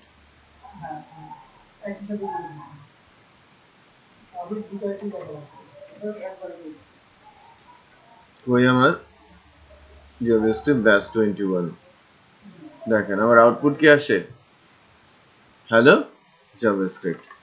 এখন এখানকার সিনট্যাক্সটার এটার মানে মহত্বটা কি, এরকম লিখা হলো কেন? ডকুমেন্ট কি, রাইট কি, ডট কি? রাইট তো একটা ফাংশন, এটা বোঝাই যাচ্ছে। তাহলে ডকুমেন্ট কি? ডকুমেন্ট হচ্ছে অবজেক্ট কার? ডকুমেন্ট ক্লাসের। তো জাভাস্ক্রিপ্টের এই রাইট ফাংশনটা ডকুমেন্ট ক্লাসের আন্ডারে আছে, এই কারণে যদি এই ক্লাসের ফাংশন কল করতে হয় তাহলে ক্লাসের নাম দিয়েই অবজেক্ট তৈরি হয়। আর লিংক করার প্রয়োজন পড়ে নাই কেন? কারণ এটা ব্রাউজারই আছে। জাভাস্ক্রিপ্ট কি? Browser specific language. আর জাভাস্ক্রিপ্টে অবজেক্ট সাইনটা কি তাহলে? ডট। রিপিট করছি, জাভাস্ক্রিপ্টের অবজেক্ট সাইন, PHP এর অবজেক্ট সাইন কি? অ্যারো। আর জাভাস্ক্রিপ্টের অবজেক্ট সাইন ডট। জাভারও অবজেক্ট সাইন হচ্ছে ডট।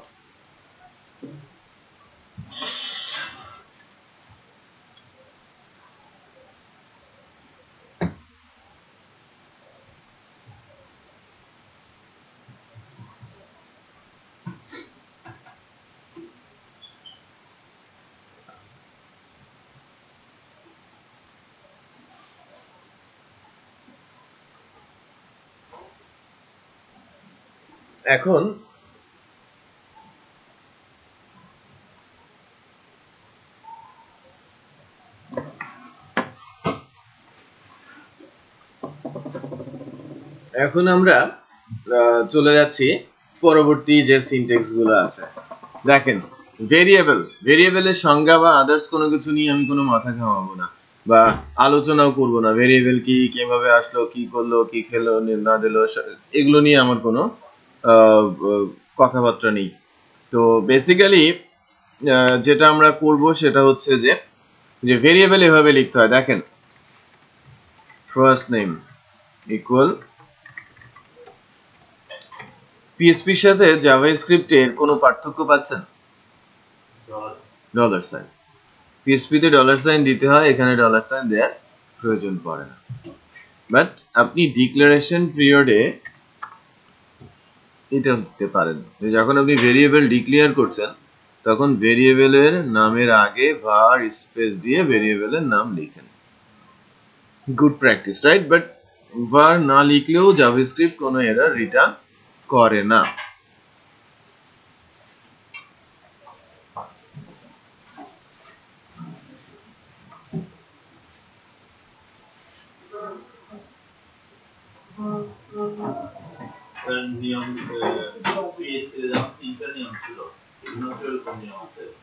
সবই আছে, বাট ওই একটা জিনিস নেই, ডলার সাইন নেই। হ্যাঁ, একটু খেয়াল করেন, এটাকে ভেরিয়েবল পাচ্ছে, এটাকে এরর ধরবে, রাইট? এটা স্ক্রিপ্টিং এরর, রাইট? আমি যদি এটাকে এই পেজটাকে রান করাই, এরর কিভাবে দেখা যাবে? কোনো এরর তো দেখা যাচ্ছে না, তাই না? বাট আপনি যদি এই যে রাইট ক্লিক করেন, একটু খেয়াল করেন জাভাস্ক্রিপ্টের এরর আপনারা কিভাবে দেখবেন। জাভাস্ক্রিপ্ট এরর দেখার নিয়ম হচ্ছে যে আপনি ব্রাউজারে যাবেন, ইনস্পেক্ট করবেন, ইনস্পেক্টের মধ্যে এই যে কনসোলে যদি যাওয়া যায়, কনসোলটা হচ্ছে মূলত জাভাস্ক্রিপ্টের। এটা হচ্ছে স্টাইল, লিস্টিং, ডম, প্রপার্টিজ, আর এটা হচ্ছে কনসোল, আর হোয়াটস নিউ আলাদা। সো কনসোল হচ্ছে JavaScript. Fail to load request এই এরর ইনিশিয়েট এই main.js এটা একটা ফাইল, এটা বেসিক্যালি এখানকার কোথাও থেকে main.js টা আসে। আর এক্সাম্পল জেএস এর ভেতরে আমাকে বলছে আনডিফাইন্ড আইডেন্টিফায়ার, এটা এরর। তো এই এররটা আমি যদি ধরুন ক্লিয়ার করে নিলাম, একটু খেয়াল করেন, নেওয়ার পর আমি এই পেজটা লোড দিলাম, আমাকে এখানে এররটা দেখাচ্ছে যে আনডিফাইন্ড সিনট্যাক্স, মানে আনকাট সিনট্যাক্স এরর। সো এই সিনট্যাক্স এররটা থেকে বাঁচার জন্য আমাকে যেটা করতে হবে, লাইক এখন যদি আমি এটাকে ঠিক করে দেই তখন কিন্তু আমার এই এররটা থাকবে না। আমি যদি পেজটাকে আবার লোড দেই, আমার কিন্তু এই আনকাট এক্সেপশনটা চলে গেছে, খেয়াল করেছেন? বাট এটা ক্যাসপারস্কি এরর, হ্যাঁ এটা ক্যাসপারস্কি, এটা নিয়ে আমাদের অ্যাংশাস হওয়ার কোনো দরকার নেই। ক্যাসপারস্কি কানেক্ট করতে পারছে না, ইন্টারনেট নেই, দ্যাটস ওয়াই। ইন্টারনেটের ওয়েব সিকিউরিটি দেওয়া আছে আমার মেশিনে, এই কারণে একটা জেএস ইউজ হয় এই যে ক্যাসপারস্কির ক্ষেত্রে, এই ফাইলের ক্ষেত্রে, হ্যাঁ। সো এই জেএসটা ইন্টারনেট থেকে লোড করতে পারছে না বা এই ফাইলটাকে চেক করতে পারছে না বলে এররটা আসে, এটা কিন্তু কনসার্ন না আমাদের এখন।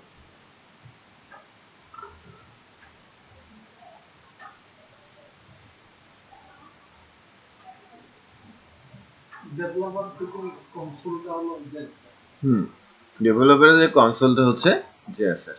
সো জেএস নিয়ে আমাদের একটু কাজ করতে হবে। এটা ভেরিয়েবল কনসেপ্ট গেল। আর ভেরিয়েবলের নামের শুরুতে আমি যদি দেই, সেটাও কিন্তু যে কালারটা যেন কেমন হয়ে গেছে, রাইট? হ্যাঁ, নামের শুরুতে কি দিয়েছে, নাম্বার দিয়েছে, তখন সে এরর দেখাবে। এই যে আনকট এক্সেপশন আবারও বলছে। সো এই কাজগুলো করা যাবে না। তাহলে ভেরিয়েবল আমরা কি বুঝলাম, রাইট? আচ্ছা, এবার অপারেটরস। অপারেটরের মধ্যে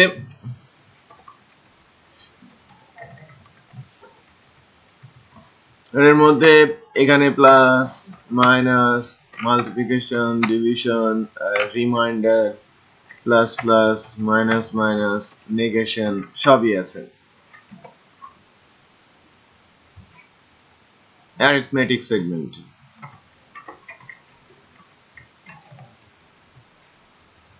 অ্যারিথমেটিক অপারেটর। তারপরে কি আছে? Assignment operator. অ্যাসাইনমেন্ট অপারেটর কি আছে? Equal, plus equal, minus equal, multiplication equal, division equal and reminder equal. এগুলোকে বলা হচ্ছে কি? Assignment operator. বাট আরেকটা ছিল না পিএসপি তে, ডট ইকুয়াল। এখানে ডট ইকুয়াল নাই, কারণ ডটটা কি কনক্যাট সাইন পিএসপি তে, বাট এখানে ডটটা কি object sign. So definitely object দিয়ে আমি কনক্যাট করতে পারবো না। তাহলে জাভাস্ক্রিপ্টে কনক্যাট হবে কি দিয়ে? জাভাস্ক্রিপ্টে কনক্যাট হয় প্লাস দিয়ে। সো প্লাস দিয়ে যোগফল হয়, প্লাস দিয়ে কনক্যাটও হয়। যখন আপনি ভেরিয়েবল আর স্ট্রিং পাশাপাশি বসাবেন তখন প্লাস লিখবেন। আমরা ওখানে কি লিখতাম? ডট লিখতাম না? জাভাস্ক্রিপ্টে প্লাস লিখতে হবে। আর দুইটা ভেরিয়েবলের ভ্যালু যদি নাম্বার হয়, প্লাস লিখলে কি হয়ে যাবে? যোগ হয়ে যাবে। মানে কনক্যাট করতে চাইলে আপনি স্ট্রিং ভেরিয়েবল, ভেরিয়েবল স্ট্রিং এভাবে কনক্যাট করবেন। আর যদি দুইটা নাম্বার হয়, প্লাস দিলে কি হয়ে যাবে? অপারেশন হয়ে যাবে, যোগ হয়ে যাবে। সো একই অপারেটর দুই ধরনের কাজ করে, কনক্যাটেরও কাজ করে, অ্যাডিশনেরও কাজ করে। আচ্ছা, conditional operator, greater than, greater equal, less than, less equal, equal equal and not equal, হচ্ছে conditional operator. Logical operator, and, or, not, কোনো পার্থক্য নেই। সো আমরা অপারেটর সম্পর্কে পিএসপি তে খুব ভালো জেনেছি, ডিটেল আলোচনা হয়েছে এবং ক্লাস হয়েছে, এবং এখানেও কি অপারেটরের বিহেভিয়ার কি সেম, কোনো পার্থক্য নেই। স্টেটমেন্টস,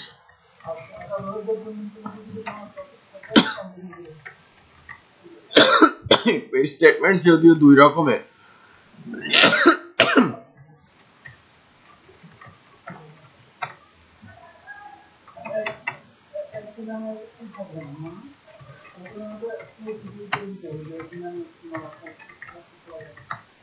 কন্ডিশনাল স্টেটমেন্ট সেগমেন্টে যা আছে if else if else if, হ্যাঁ, আর সুইচ, একই সিনট্যাক্স, কোনো পার্থক্য নেই, একটু এদিক সেদিকও নেই, রাইট?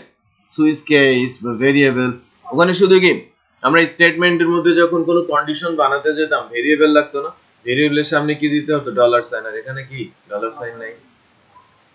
বুঝতে পেরেছেন? আচ্ছা, এরপরে আছে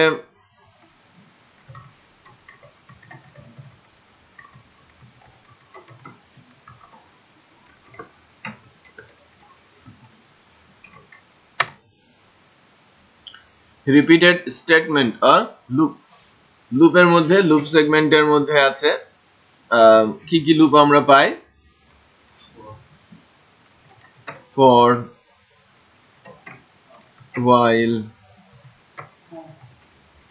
do while আর for in। for each বলে কোনো লুপ জাভাস্ক্রিপ্টে নেই, for in আছে। for in এর এক্সাম্পল আমরা দেখব প্রজেক্টের সামনের দিকে, আমরা for in এর এক্সাম্পল দেখব। for in টাও এই for each কনসেপ্টেই, but for in 2D array নিয়ে কাজ করে না, সিঙ্গেল ডাইমেনশন অ্যারে ইটারেট করতে পারে। অ্যারের ইন্ডেক্সের পরিবর্তে, ভ্যালুর পরিবর্তে অ্যারের ইন্ডেক্স রিটার্ন করে, রাইট? সামথিং লাইক, আমি যদি বলি জাভাস্ক্রিপ্টের যে অ্যারে, এটা আলোচনা করে ফরেনটা আলোচনা করছি। অ্যারে, অ্যারে পিএসপি এবং জাভাস্ক্রিপ্টের সংজ্ঞা টঙ্গা সব সেম। এটা মেমরি লোকেশনের নাম, একাধিক ভ্যালু স্টোর করে এবং একই অ্যারের ভিতরে যে কোনো ধরনের ভ্যালু স্টোর করা যায় ভিন্ন ভিন্ন ইন্ডেক্সে। এটার টাইপ হচ্ছে নিউমেরিক, অ্যাসোসিয়েটিভ এবং মাল্টি ডাইমেনশনাল। আর অ্যারে ডিক্লারেশন আছে, আমি যদি বলি যে এখানে আমি যদি এভাবে লিখি ডাটা ইকুয়াল নিউ অ্যারে, কোনো অ্যারে ডিক্লেয়ার করতে গেলে আপনাকে এভাবে অ্যারে ডিক্লেয়ার করতে হবে, এটা নিয়ম, ঠিক আছে? পিএসপি তে যদি কোনো অ্যারে ডিক্লেয়ার করতে হতো কি লিখতাম? Data equal array. পার্থক্য বুঝতে পেরেছেন? এটা ফর পিএসপি। তাহলে পিএসপি আর জাভাস্ক্রিপ্টের মধ্যে পার্থক্য কি? var লিখবেন, অ্যারের নাম লিখবেন, দেন নিউ দিয়ে অ্যারে। এটা কার মতো লাগছে? অবজেক্ট ওরিয়েন্টেড এর না? এই ক্লাসের অবজেক্ট ক্রিয়েট করা হচ্ছে সামথিং লাইক, হ্যাঁ। আচ্ছা, আমি ডাটা দেই, ডাটার 0 ইন্ডেক্সে আপনি কি রাখছেন? 100, লাইক 200, 300, 1 আর 2 দিয়েছেন। আমার ডাটা অ্যারেটা তো ডিক্লেয়ার হয়েছে। ফরিন লুপ, ফরিন কেন বলা হয়? ফরিন লুপের আলোচনা করছি, কিন্তু ফরিন লুপ কিভাবে কাজ করে? কি ইন ডাটা, এই যে ডাটা অ্যারেটা, এটাকে কি বলা হয়? কি মানে কি? ইন্ডেক্স। কি ইন ডাটা, ডাটা অ্যারের ইন্ডেক্স এর ভেতরে চলে আসো, ইন করো, চলে আসো, রাইট? কোথা থেকে আসবে? ডাটা থেকে একটা ইন্ডেক্স এখানে চলে আসবে। প্রথম ইটারেশনে এই 0তম ইন্ডেক্স এখানে চলে আসবে, তারপরের ইটারেশনে 1তম ইন্ডেক্স এখানে চলে আসবে। ইন্ডেক্স আসবে, ভ্যালু আসবে না, ভ্যালু আসবে না, ইন্ডেক্স আসবে। আমি যদি আউটপুট দেখতে চাই, একটু খেয়াল করেন কোনো আউটপুট আছে কিনা। এখন পর্যন্ত কোনো আউটপুট এখানে নেই, জাভাস্ক্রিপ্টে আমি এখন পর্যন্ত কোনো আউটপুট জেনারেট করি নাই। আর এখন আমি আউটপুটটা দেখার চেষ্টা করব, দেখেন কিভাবে আউটপুট হয়। ডকুমেন্ট ডট রাইট, ভ্যালুটা কোথায় আছে? ডাটা, আর ইন্ডেক্সটা কি আসে? কি, এই কি, রাইট? ইন্ডেক্স থেকে কি আসে না? ওকে, তারপর এখানে আমি প্লাস দিচ্ছি, কোড দিচ্ছি, বিআর লাইন ব্রেক, এইচটিএমএল লিখছি, এভাবে লেখা যায়। দেখেন এটা তো, এটাকে কিন্তু অ্যারে, অ্যারের সাথে স্ট্রিং যখন আমি দিলাম তখন কি লিখতে হলো মাঝে?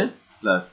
এটা ইজ কনক্যাটেনেশন সাইন, সো ডিটা ক্যাপিটাল হয়ে গেছে, ডি স্মল আর কেস সেনসিটিভ। সো ডাটা অ্যারের কি ইন্ডেক্স, এই কি এর মধ্যে যা থাকবে 0 থাকলে এটা ডাটা 0, তার মানে প্রথমে দেখাবে কি 100, যেটা বুঝতে পেরেছেন? তারপরে কত? 200, তারপরে 300, এটা প্রিন্ট হয়ে যাবে 100, 200, 300, প্রিন্ট হয়েছে।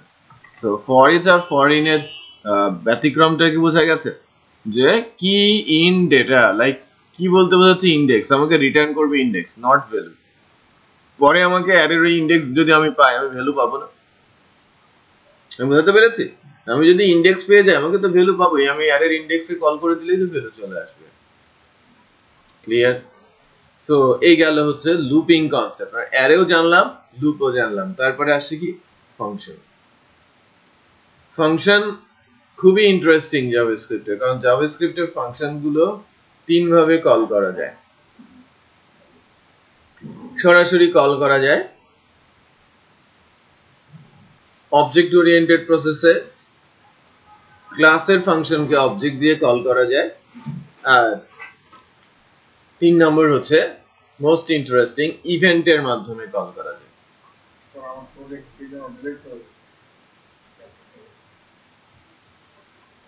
ব্যাকআপ থেকে নেন, ক্লাসে বসে অনেক আছে, ক্লাসে ঠিক আছে, ব্যাকআপ থেকে নেন।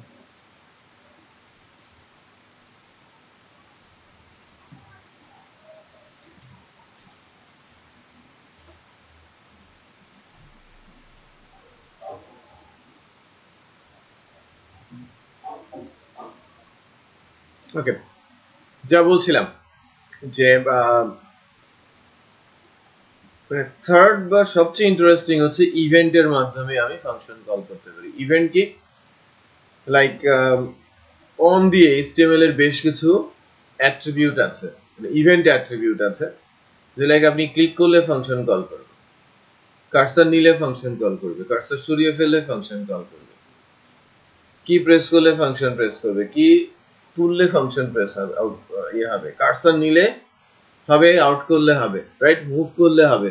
এগুলোকে এরকম প্রায় অ্যারাউন্ড 30-35 ইভেন্ট অ্যাট্রিবিউট রয়েছে জাভাস্ক্রিপ্টে, যার মাধ্যমে HTML এর, যার মাধ্যমে জাভাস্ক্রিপ্টের ফাংশন কল করা যায়। রাইট, এটা হচ্ছে সবচেয়ে বড় পাওয়ার জাভাস্ক্রিপ্টের, HTML এর থেকে আপনি জাভাস্ক্রিপ্টের ফাংশন কল করছেন। আমরা একটু দেখি ওই ইস্যুটা।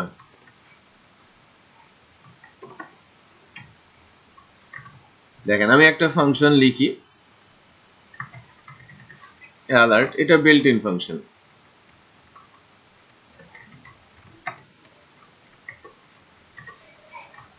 alert, হ্যাঁ,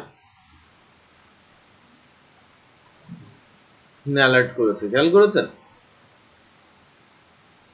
আবার এই পেজে আসি, এন্টার দেন, কি হচ্ছে? হ্যালো, হ্যালো জেএস, এটা অ্যালার্ট আকারে আসছে কিন্তু, রাইট? এটা যদি ভিন্ন কোনো ব্রাউজারে যায়, এটা আরো ডিফারেন্ট স্টাইলে দেখাবে। অ্যালার্ট বক্স গুলো ভিন্ন ভিন্ন ব্রাউজারে ভিন্ন ভিন্ন ভাবে আসে।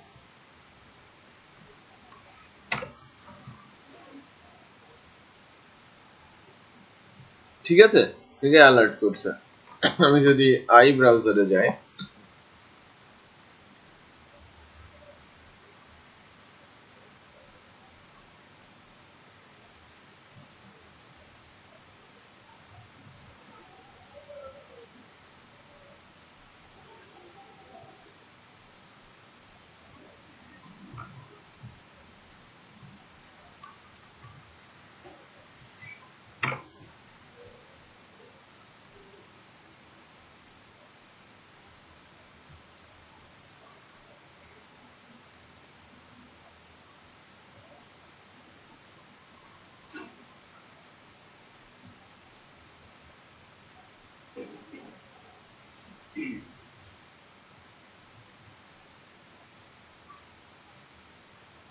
খেয়াল করেছেন এর অ্যালার্টটা কোথায় আসে?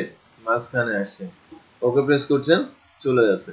অ্যালার্ট হচ্ছে জাভাস্ক্রিপ্টের একটা বিল্ট ইন ফাংশন, যে ফাংশনটা কি করে, একটা প্রম্পট আকারে আমাকে মেসেজ দেয় যে আপনাকে কিছু বলা হচ্ছে, রাইট? তো এরকম আরো একটা ফাংশন আছে কনফার্ম।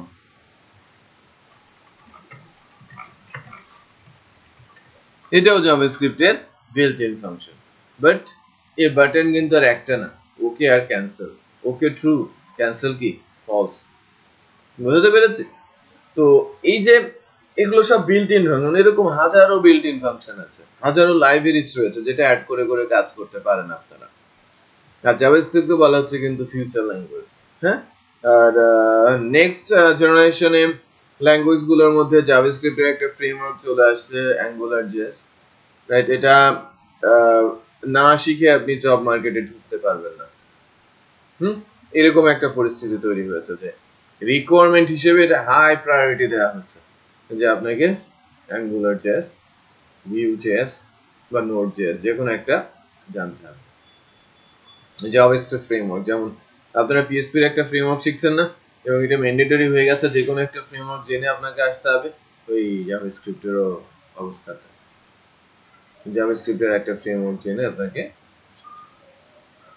ওকে। তো এখন আমরা যে কাজটা করব সেটা হচ্ছে যে ইউজার ডিফাইন্ড ফাংশন। মনে করেন আমি একটা ফাংশন নিচ্ছি এরকম add 10,30, add ফাংশনটাকে ডিফাইন করতে হবে না? add যে প্যারামিটার গুলো পাস করলাম আমি x আর y এর মধ্যে নিলাম, রাইট? তারপরে z equal x plus y দিলাম, দেন আমি কি বলছি ডট রাইট, দেন আমি এখানে z লিখছি। তাহলে এই ফাংশনটা কল হবে এবং এই ডিফাইন্ড ডেফিনেশন থেকে আমার আউটপুট জেনারেট হবে। সরাসরি কল হয়েছে কারণ আমি সরাসরি ফাংশনটা লিখে দিয়েছি, সরাসরি কল হয়েছে। বাট যদি আমি না লিখি এটা কল হবে? কল হবে না। এটা তো স্বাভাবিক জিনিস, আমরা পিএইচপি তেও জেনেছি, রাইট?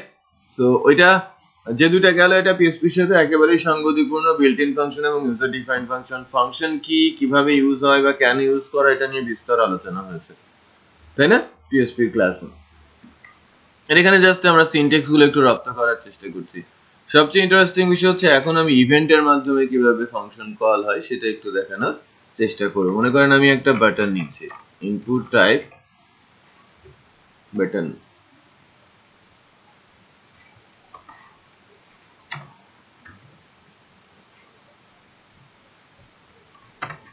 ভ্যালু ক্লিক, জাস্ট একটা বাটন নিয়েছি। আমার এই বাটনটা আসছে, ক্লিক করলে কিন্তু কিছুই হবে না কারণ আমি কিছু তাকে করতে বলি না। আমি বলবো যে ক্লিক করলে ওই অ্যাড ফাংশনটা কল করো, অথবা আমি ক্লিকের জায়গায় আমি বলছি অ্যাড, রাইট? তাহলে আমার টেক্সটটা কি আসবে? অ্যাড। এখন যদি আমি ইভেন্ট অ্যাট্রিবিউট কি, এই যে দেখেন আমি অন দিয়েছি এবং অন দিয়ে শুরু হওয়া সবগুলোই কি ইভেন্ট অ্যাট্রিবিউট। 1 2 3 4 5 6 7 8 9 10 11 12 13 14 15 16 17 18 19 20।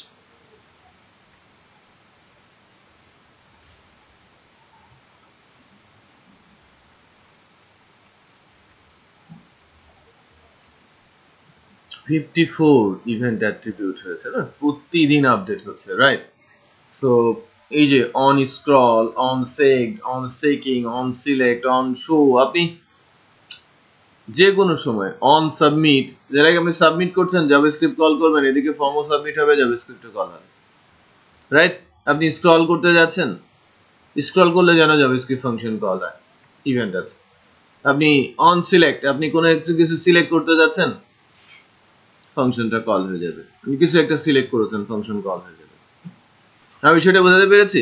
অন ওয়েটিং, এই যে খেয়াল করেন, on suspend, on submit, number of event attribute রয়েছে। আমি অন ক্লিকটা নিচ্ছি, সবচেয়ে পুরনো ইয়ের মধ্যে একটা, ইভেন্ট গুলোর মধ্যে একটা, প্রতিনিয়ত বাড়ছে। আগে 11-12টা ছিল প্রথমের দিকে, এখন কিন্তু 50টা ছাড়িয়ে গেছে ইভেন্ট অ্যাট্রিবিউট। হ্যাঁ, সো অন ক্লিক করলে এটা হবে। সো অ্যাড ফাংশন কল হবে আমি যে ভ্যালু দিব তার উপর বেস করে, রাইট? একটু খেয়াল করি,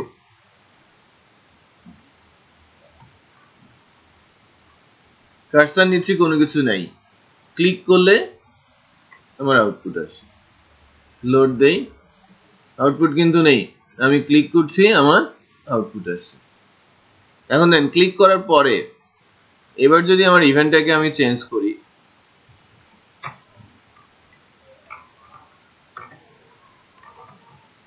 মাউস রিলেটেড আসি, অন মাউস ওভার, দেখেন ওই যে আমরা বলি না যে স্লাইডার থেমে যাবে, তার মানে কি যে একটু খেয়াল করেন আমি কার্সর নিলেই ওই ইভেন্টটা থ্রো হয়ে যাবে, ফাংশন কল হয়ে যাবে। সো আমি কার্সর নিলে একটা ফাংশন যদি কল করি যে স্লাইডার তুমি বন্ধ করো, বন্ধ হয়ে যাবে না, বুঝা যাচ্ছে? আবার কার্সর যদি সরাই আরেকটা ফাংশন কল হবে, তুমি এটা চালাও তো চলে যাবে। তো সবসময় ইভেন্টের মাধ্যমে। সো আমি যদি কার্সর নেই, ক্লিক করতে হয় নাই, ফাংশন কল হয়ে গেছে। বাট আরেকটা জিনিস একটু দেখেন যে অন মাউস ওভারের জায়গায় আমি যদি বলি আউট,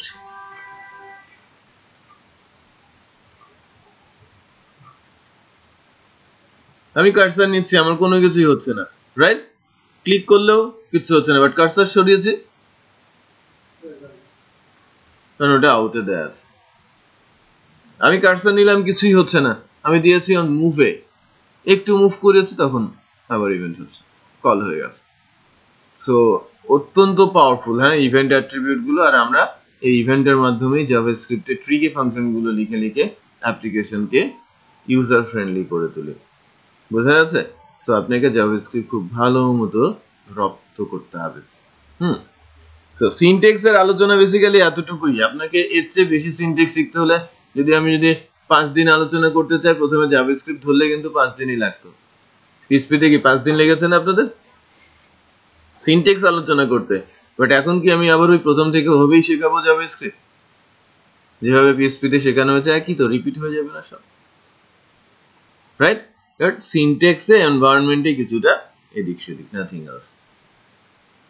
ওকে, সো এরপরে আমি জাভাস্ক্রিপ্টের একটা ফাংশন কল করে ডিলেটের সময় কিভাবে আমাকে অ্যালার্ট দেখাতে হবে সেটা করবো আর কি, হ্যাঁ, 5 মিনিট পরে। সো একটু চিন্তা ভাবনা করেন, কোনো কোশ্চেন থাকলে সেটা আমাকে জানাবেন। কোনো কোশ্চেন নেই? আচ্ছা, তাহলে আমরা এই আমাদের যে প্রজেক্টটা আছে ওখানে ওইটা একটু বসাই। ছোট্ট কোড, আমরা আমাদের অ্যাপ্লিকেশনে যাচ্ছি, ভিউয়ে যাচ্ছি এবং অ্যাডমিনে যাচ্ছি। অ্যাডমিনের মধ্যে পেজেসে, ম্যানেজ ক্যাটাগরিতে। এখানে আমরা যেটা করব যে ক্লিকেবল ডিলেট যখন করছি, ডিলেটের সময় ঠিক এখানে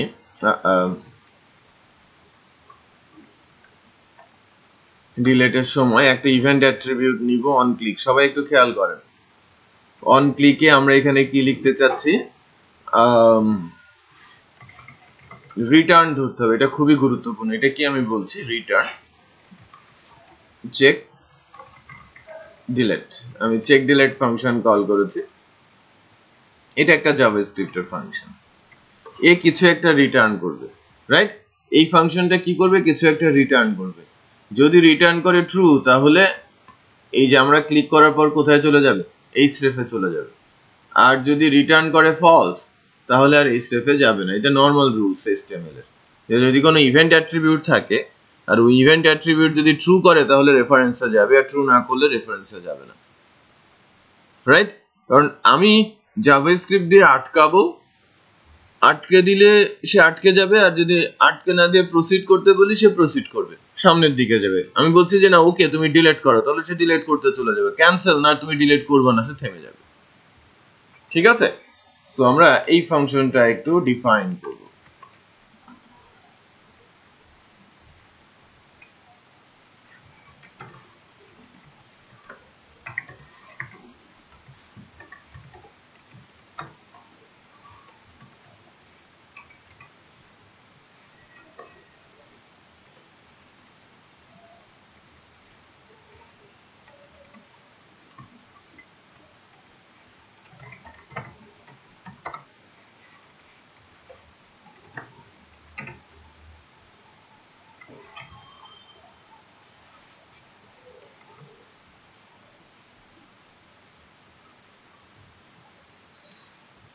তো মনে করেন আমি একটা ফাংশন কল করছি, কনফার্ম। আমি এখানে লিখছি are you sure to delete this, তাকে কোশ্চেন করছি। দুইটা প্যাটার্ন আসে না? যদি আমি ওকে প্রেস করি এর ভেতরে ট্রু আসে, আর ফলস আসে কি ক্যান্সেল প্রেস করলে। সো আমি এটা ভেরিয়েবলের মধ্যে রেখে দিচ্ছি, চেক নামে একটা ভেরিয়েবল দিলাম, সেখানে আমি রেখে দিলাম। এরপর আমি ইফ বলছি, যদি CSK এর মধ্যে ভ্যালু আসে আমি রিটার্ন করব কি ট্রু, আদারওয়াইজ রিটার্ন করব কি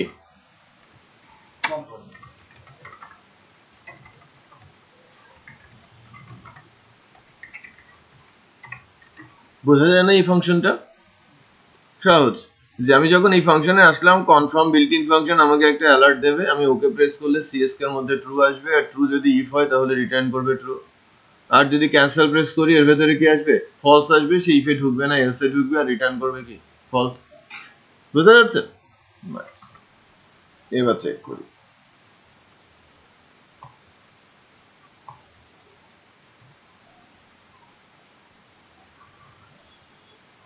প্রম্পট আসছে, আমি ক্যান্সেল করছি কিছুই হয়নি, আবার প্রেস করি প্রম্পট আসছে, ওকে প্রেস করছি, এক মানুষ তো দুইবার ভুল করবে না পর পর, তাও আবার যে ভুল করে প্রেস করেছে আবার ওকে প্রেস করে দিলাম, দেন ডিলিট হয়ে গেলে আমার কিছু করার নাই, আমরা এতটুকুই ঠেকাতে পারি তাকে। সেটা বোঝাতে পেরেছে? আমি তো বুঝতে পারি না যে সে বুঝে ক্লিক করেছে নাকি না বুঝে। ক্লিয়ার? সো আমরা দুইটা জিনিস শিখলাম। এখন আপনাদের যেটা করতে হবে যে আগামী রোববারের ক্লাসের জন্য আপনারা এই সিমিলার ভাবে ম্যানুফ্যাকচারার, আমরা যেরকম ক্যাটাগরি অ্যাড করেছি, ক্যাটাগরি এখানে দেখিয়েছি, পাবলিশ আনপাবলিশ এবং ডিলিট শিখলাম, এই কাজটুকুই করে নিয়ে আসবেন ম্যানুফ্যাকচারারের জন্য। কারণ ক্যাটাগরি কি, আমি প্রোডাক্ট হিসেবে আমি যদি মোবাইল দেই, মোবাইল তো হরেক রকমের মোবাইল আছে, ক্যাটাগরি মোবাইল, বাট এই ক্যাটাগরির ম্যানুফ্যাকচারার কে ওপো, রাইট? আপনার কাছে স্যামসাং আছে, আপনার কাছে নোকিয়া আছে, আপনার কাছে সিম্ফনি আছে, আপনার কাছে হাওয়াই নাকি তাওয়াই একটা আছে না, এগুলো আছে। সো অনেক নাম্বার অফ ম্যানুফ্যাকচারার্স রয়েছে, সবারই তো মোবাইল আছে। মনে করেন আবার কারো কারোর ভেতরে কি আছে, ল্যাপটপ আছে, আছে না? স্যামসাং এর আবার টিভিও আছে, রেফ্রিজারেটরও আছে। সো এগুলো ক্যাটাগরি আলাদা, আবার ম্যানুফ্যাকচারার আমাকে আলাদা ম্যানেজ করতে হবে, তৈরি করতে হবে। সো ক্যাটাগরিতে যে যা যা যা করেছি, ক্যাটাগরি সেভ করা, ভিউ করা, ম্যানেজ করা, আপনারা ঠিক এতটুকুই করে নিয়ে আসবেন। Manufacturer add, manufacturer view, publish, unpublish, delete. Manufacturer গুলো কোথায় দেখাবেন? নিচে।